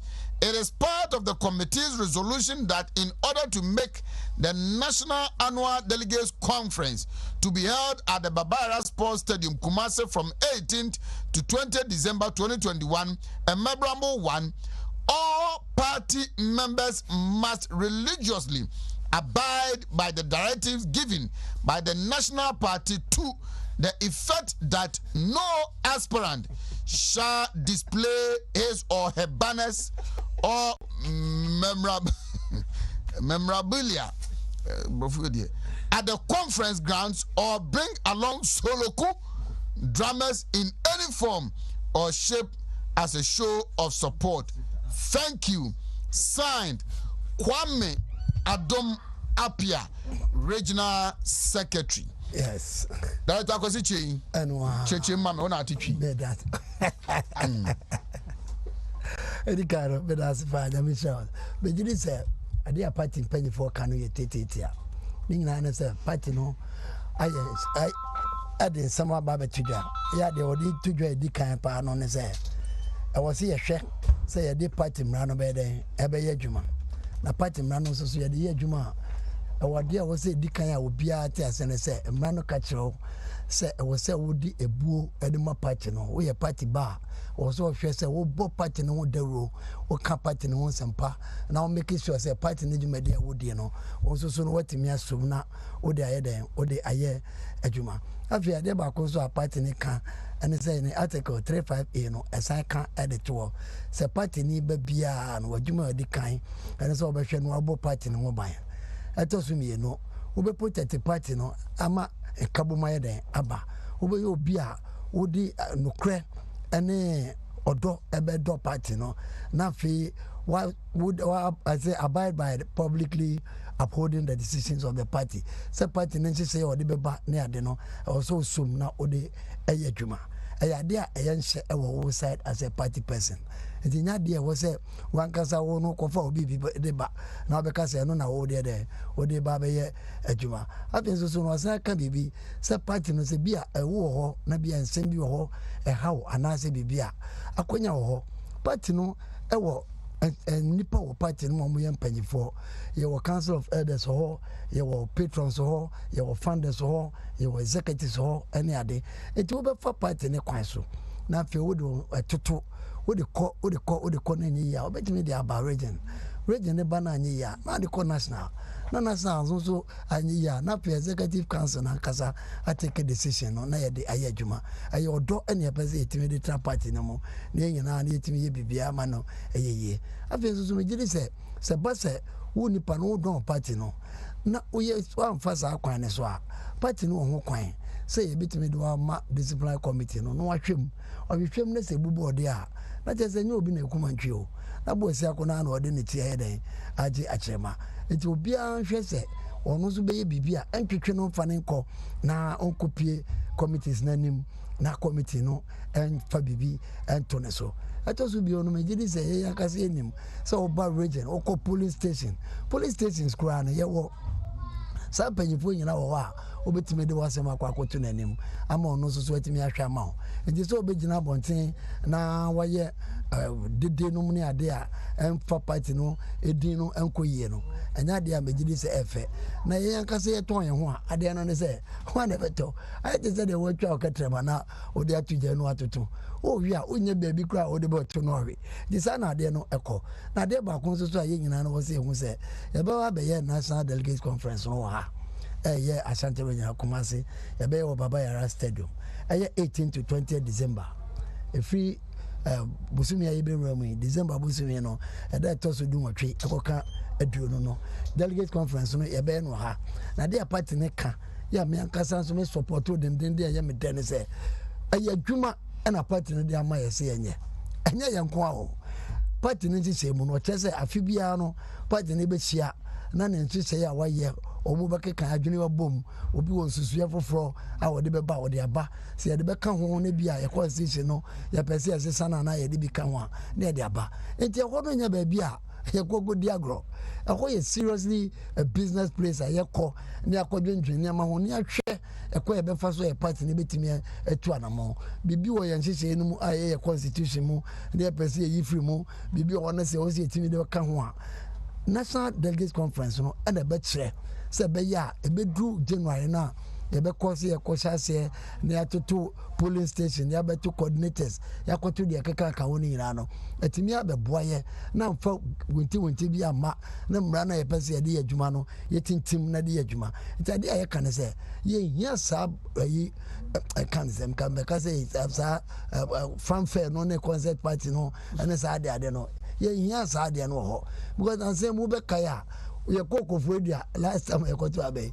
e kofo pote da so tetaro what does it go pote da so tetaro ye tesa obi ye we ya yekoye enye abato ho asam ne ekoka enye abato obi oku ba bia de ne bi be ba bebo ye be sre se memo obi amfa bibia ma ho oba na oba conference na say ana oba wo do support oba ye nyina ya trans na ye fefefe na fe ne yakoye na ho anwani nkrofo na we nkrofo ne asise t-shirt na obeka say ye kwa akoto aba e da ye be kwa akoto aba no de ye nya yan sese ne wia da de ne de e no obetime de o photo ne wo bibia wo de asra na fe wo de nam de ho Ghana obi ankasa ne mo this is business time ye ko akwakoye juma a national delegates conference national throughout Ghana and the best of BBA say so na fe part no penifo e show makasa me de na said the director kan you know so we executive member na o hwe niema e kwa already me ho ye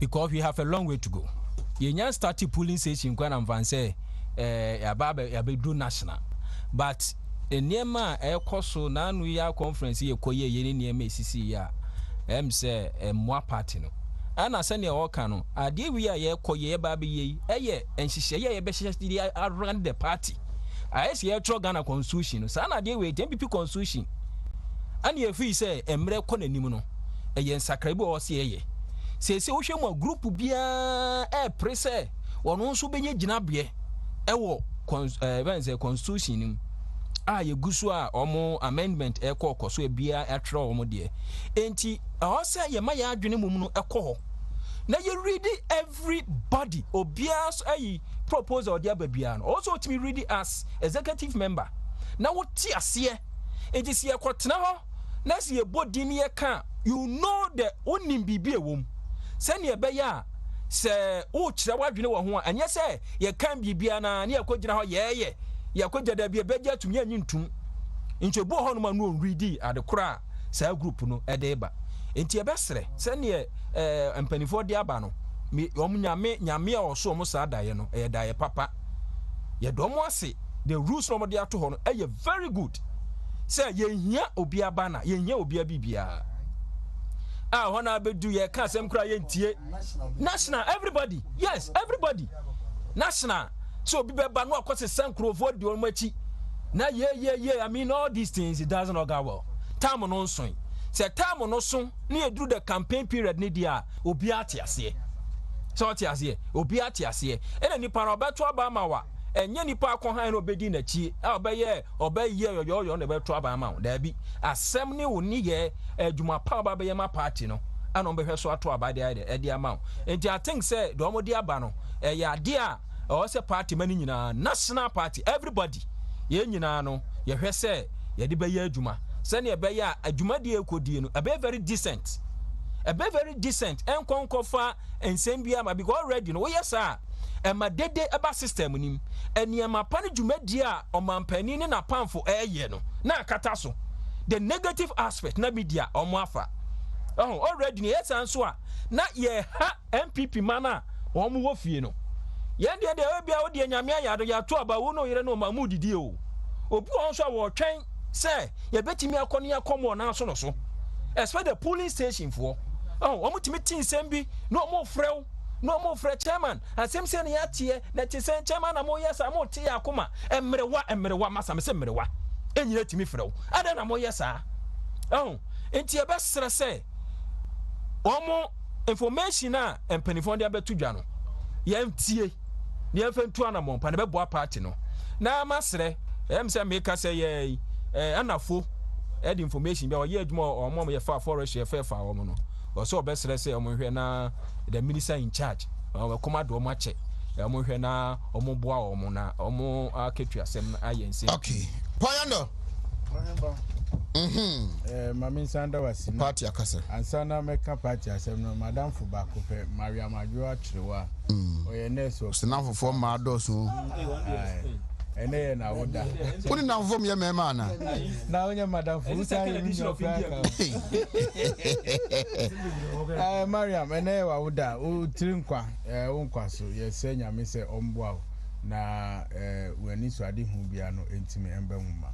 Oheba adia party mpanifo aye emamanije se meye MPP ni na ekire se pani wo fia oye at any point in time se watie owura NDC ni Tony Edua wɔsi wɔn kɔ NDC program biara conference biara because wɔn kɔ a wɔn nwen adwen papa biara wɔ hɔ mipewe nkwa na wɔn yɛ ɛno na kyerɛ wo sɛ MPP for deɛ yɛ serious yafa amanyɔsɛm anaa yafa amamuo sɛ ɛyɛ serious business mayen sɛ Ghana dadwen Ghana kankro ɛne ɛde asi yɛni so na utie the purpose of National Delegates Conference ni nyinaa ne sɛ ensɛm a akɔ so over the years ni nyinaa no yɛnhwɛ sɛ ensakraye bi wɔ hɔ a yɛbɛtimi ayɛ na aboa ma party no akɔ n'animu a ɛno na yɛkɔ akɔka ho asɛm ide da bia meka ubisa John Dramani Mahama wɔso ɔne MPP fo na anya wɔne EC fo na anya minim sɛ ballot box no anase ballot paper no sɛ yɛde EC bɛba bɛtutu bia me de minim yɛkɔ iPark a wɔso wɔnkɔ bi nti akɔyɛ sɛ wote classroom ana ye nyina ye ko school na akra ba ko de da bia wote classroom na lecture notes wo take it down na wo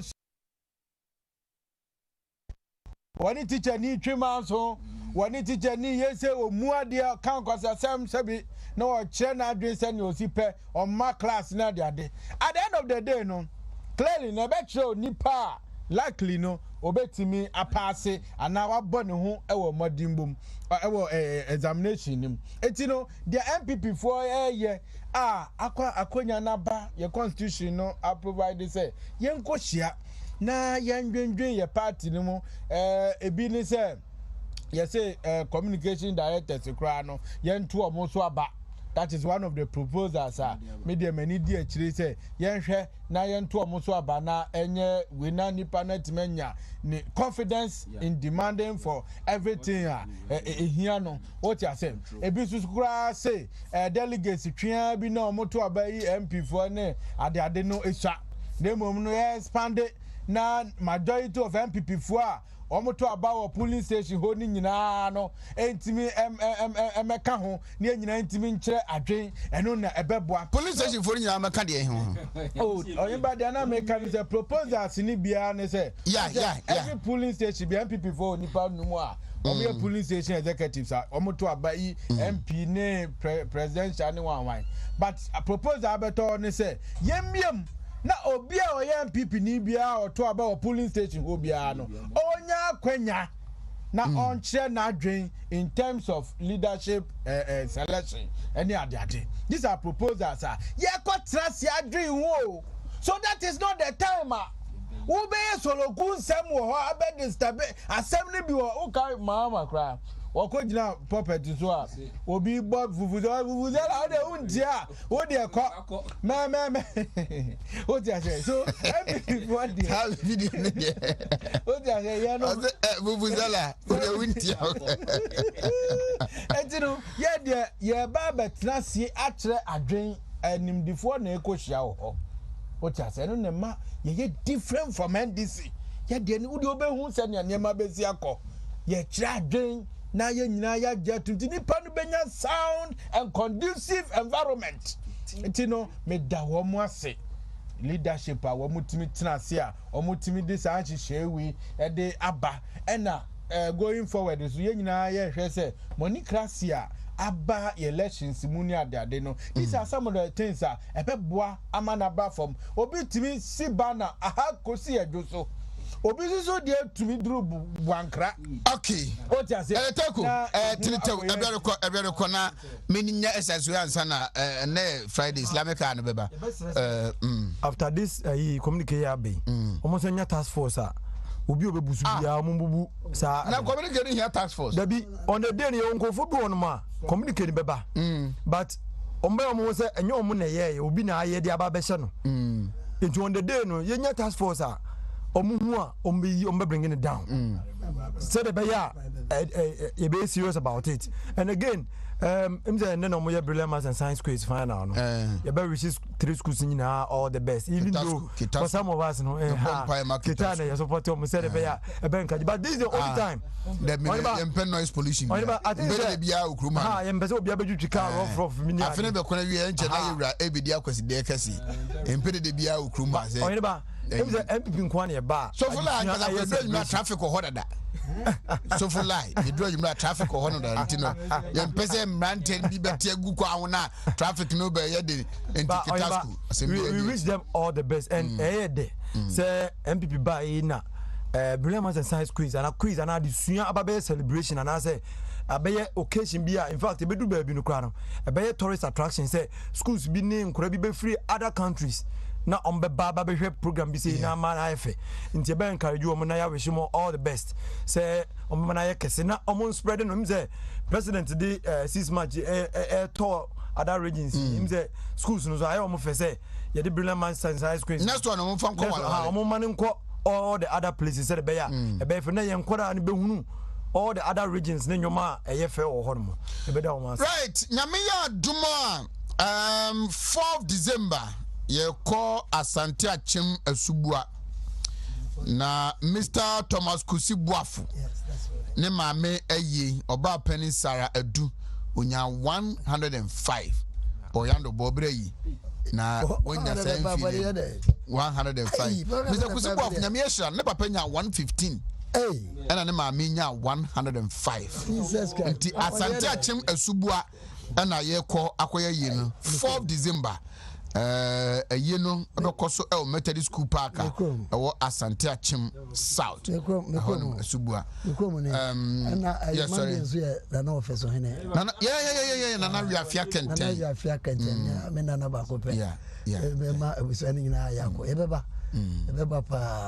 Opportunity Cosano, now open wisdom. And who men make a say, or the because I don't think I must say, and so say. Yeah, Wontumi nchokra womunka this time recorders or womunka no yeah fan wo na yeso ya baya na ya bebo bi ati me da say me ne dabo ebedi nkomo ya dabo ni nua baako na nyame ya adoma ekina so ya madam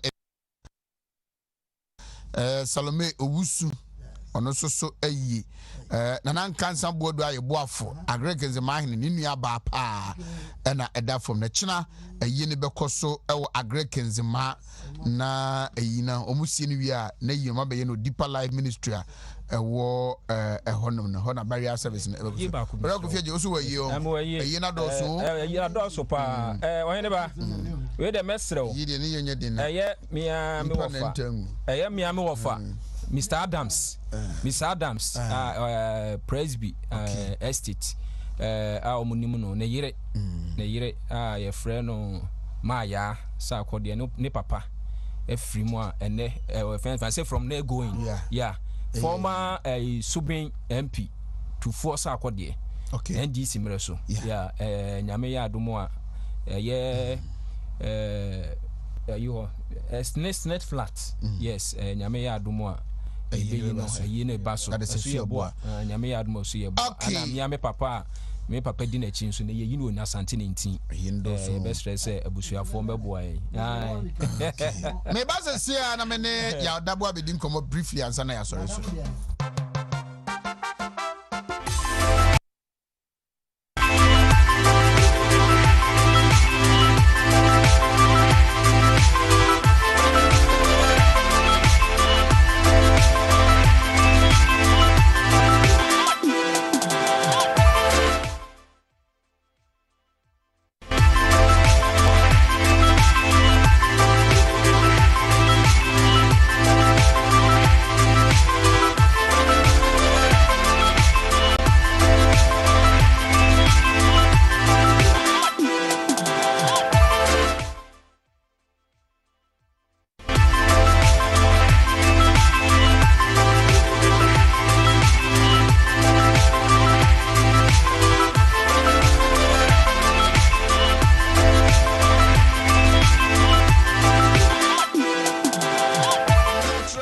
for AD and come up de ehia pa kanka ene Friday niema be koso ne da ne nyasem keto a mfiri na nkopem dwada yensa mrejuma na se de wedi ne si abre no ti uhia apomden ora ire na ama mo aben ma chi Major so heneba apom to say nyame adoma ye pa Solak Natural Clinic aso twan mamintiu meda se pa heneba ye chache etifo ne ahwefo nyina said ye woka na do weekend aniema ne doso enti wo hia de beboa wo ho bema motivation no na ejinja wa mo wetimi akoso na waye de wo se wo ye na ebekosa de ama wo na chese panyan no eniema ekoyie edu weekend a emfa ho ne ayidodo ayekọ programs ahodo ewo ho ebi ware ebi ewu ye kwa kosun ye ne je ni ade ne nyina echi no ewo se panyan ekoso because Friday kura na ansa na Saturday beba na ebrebom nanso se ukompem na uyo oba warefo na wukunu timi down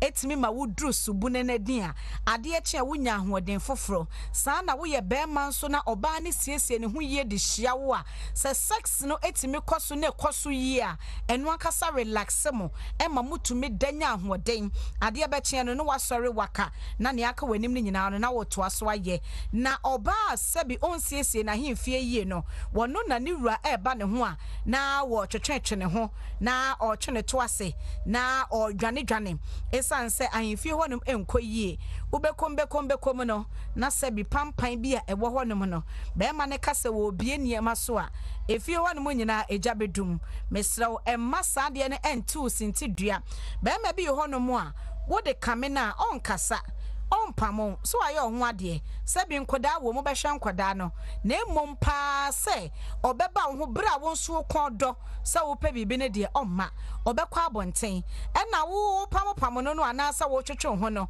na wanya ne nkyere se wo kwa abonten a wonye o me pa cho wade we se ya bisa mema no eka wo mo a ba bi e wo so wade wura na ne ho to no bia ne ho beto no enti na de bia metumi nua no mo ma ne fo se ne Solak mesha wo honum Solak mesha enti yen kasa se bia ho no mo enya ahomeka ewo nye kama ewo nye neat ewo pampan bi wo honum enkekaye bi wo honum atia ma na yekuro da bi o yanum Solak de siese ye ho enti ever ready me se we fra dwuma bakura be ma na nkasa nim se da mu ni nyina wo na mawia so se bi wogugu nsuo bi kwa wo nya tissue bi afefa honum kakakra wo honum krampo no se oye na adwen se obeye na wo de ma na obeye aye ne yie na onte sa pampan ni because se oba naturally enka ewo wanemu nanso se odepua eba beje ahemfie honum boso na se odepua mowa ne epi wo mu nsuo na sebi ayete se kosuamo na aprom ana fresh got asay no e de ka ho a na ema pampan ne ebro so na sebi wote nka se ebon no because naturally oba bia enka ewo wanemu na sanka no emon enti sa wo ye oba na ade ne ebon de na infection aba honum enu ntina me so nom Solak mixture no na esan se nka wo ho na emont no senya infection bi na aba wo fra dwuma bampo na ba ma ne ka cho se ma me ei me pa cho mpese me kwa wutimi de ma no because ehonum eye kama na okwo nso so anani beje esan se wonte yaw ebe yo de na ne wo se wo ye de bua it takes two to tango ne wo se wo ye de bua ma anije ne ba no obeye but oba bi ehonum a wo yi pampan na sebi odepua ana infection ne ede abre ne na ama na tenkan kasa kra na teko enti agro na woni ne die no so woda ho a ne so woda ho chese won ka ne ho wonu a wo mie na no wonu a wo mpeda ne nsa wo hwe nanim kra ne facial expression enye wonu a onte hwe ne feeling nyina ateko esan ode pointi sa sensa na obema no tache ode niam ewrewra o dada wo ho obu fumpa na ebe Kenya egbamu ho se bibi ekoso no enu no ama ode po akwan na waba ba wi ogrege na pini so ne de akata ho no enti wo da ho no mo na anya hwe ya be ma no ono so wo hu because ade a wo ye no na ema ne motivation na watimi akonkan enti na meka kire wo ba se wo wura wo ma ne kwan se one wo eni agro de ana udofo no o ma ne kwan se ne de ye bedi agro amesrew enna honom te se banchidua ana se enna honom saa se me de saa no akata wani wo kata wani sei e wo se wo ma expression because so na saa de ne be koso na eye se de wasiesie wa hemfie honom afa oba onum Solak mesha no enye na no fafa no wo de kasa wo be ma wo da na kire ne kasa mpa obeyi die edu mpemu a omamete de because oye niema bi ma obema ne hu se ampade na oye nani je ho na oba obetimi aye sanso na ne sensa no infection bi anko ka ne na himfe wonom e ma sensa ne ho nkata aye enti otenka se bibia eye kama otenka se bibia eye kama enti mesrawo ma wonsa enka solak mesha na enonom eno na beboa wo ama bibia aye kama solak mesha ya aye kan so mema nom bi bema bi ho no mu a na ade ne afon aye ketuwa bi mesrawo se uka se wo kwa akodidi na abekọ yakata aduane ne so kama na abebie so na etese fufuo kontomwa mienu a obubefu because so hwekom ede wo na ahwe aduane ne se de esetie na asese bi ye twa mpoa eba sa na wani enye sa na mema ne betie wahenha mo ba en wo ba na wafo so tache ne ye niema bi nanso so infection ama wono na de na fon enti wo bi esuo no ba ne hwe ade na ye kodi ne body esini mo so na oba ne bu afu eye di entia wo makwan ma infection ama ade na wo se wo ma obel ma ne enyine no ewe no enti obel ma ne fon wa na fon shrinki na shrinki ma wonsa enka solak mesha enti na solak mesha ye se oba ne be ma nyina enom be ma sabi urina public one water kwaso ana wo office kura na mo ye nipa mienu miensa e na mo share one washroom a me pa cho se jonso de na wo de wade ne hwe closet nim na wo jonso wie na enu amu na abegina no wasan progu mu dia damre na wo puru mu na emu ye holo no aboa bi e wo closet na se a immediately obetimi awura hɔnom enti mema bebre anya odepua e wo sa kwan ne so a wa mo enim na odepua ne so oba ho asɛde oba wonwene na himfie hɔnom ema na himfie hɔ bie ɔwe ne gregre no wo ba ma wo so wontini na ema ade no ɛwro na ema ne ye kɛse no aboa ne ɛwe tubo nsa na ade ne fon wa na ɛfon enti me pa cho solak mesha solak by chemist de aba no ɛyɛ ma ne mema nyina ɛna ɛnom na etimi aboa ama na so twan solak mesha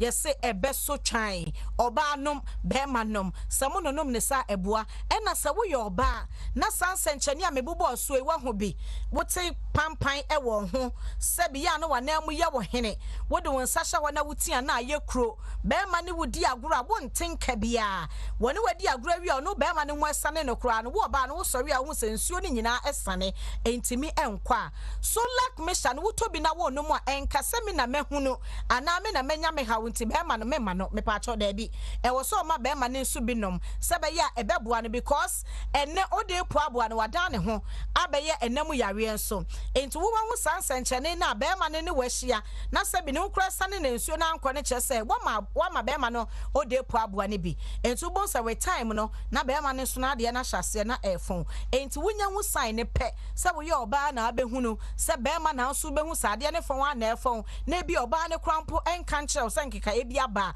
woto solak mesha na enfense no momienu nyinaa monom eno nti ne ese ebeso twan no oba ne nom a esiesie de ma ne de ne yekuma eyi ode pua na free hɔnom no na bema ne so de no ma ade ni mo yedu na afa etimi ama na ro yie na momienu mo ka hye mo ate se boat ho ne not no echim ema ne so twan solak mesha yese aso twan na me pa cho bema wo wi ana de zip man aka ho because adwuma ne fa kase na wo na wo ye ewom so oba ne bajeje ho de na so se de wo si bo panyan no se de wo gina so ache se de ade ne rencha emu ye den no ene be ma oba ne so anya ho keka bi na wo de di dwuma no adada ne ho akire wo niema bia ma wo so wata akoso na be ma wo bo panyan na se de nkwanhia na eba panyan na be wie oba ne bu afudi a na se wa ama na nte de be ma oba na te de ne se be ma wanom zipman capsules ena zipman capsules no enya aphrodisia ye wo no bi wo ho no mu a wokoto no mu a emre da so enti se wawie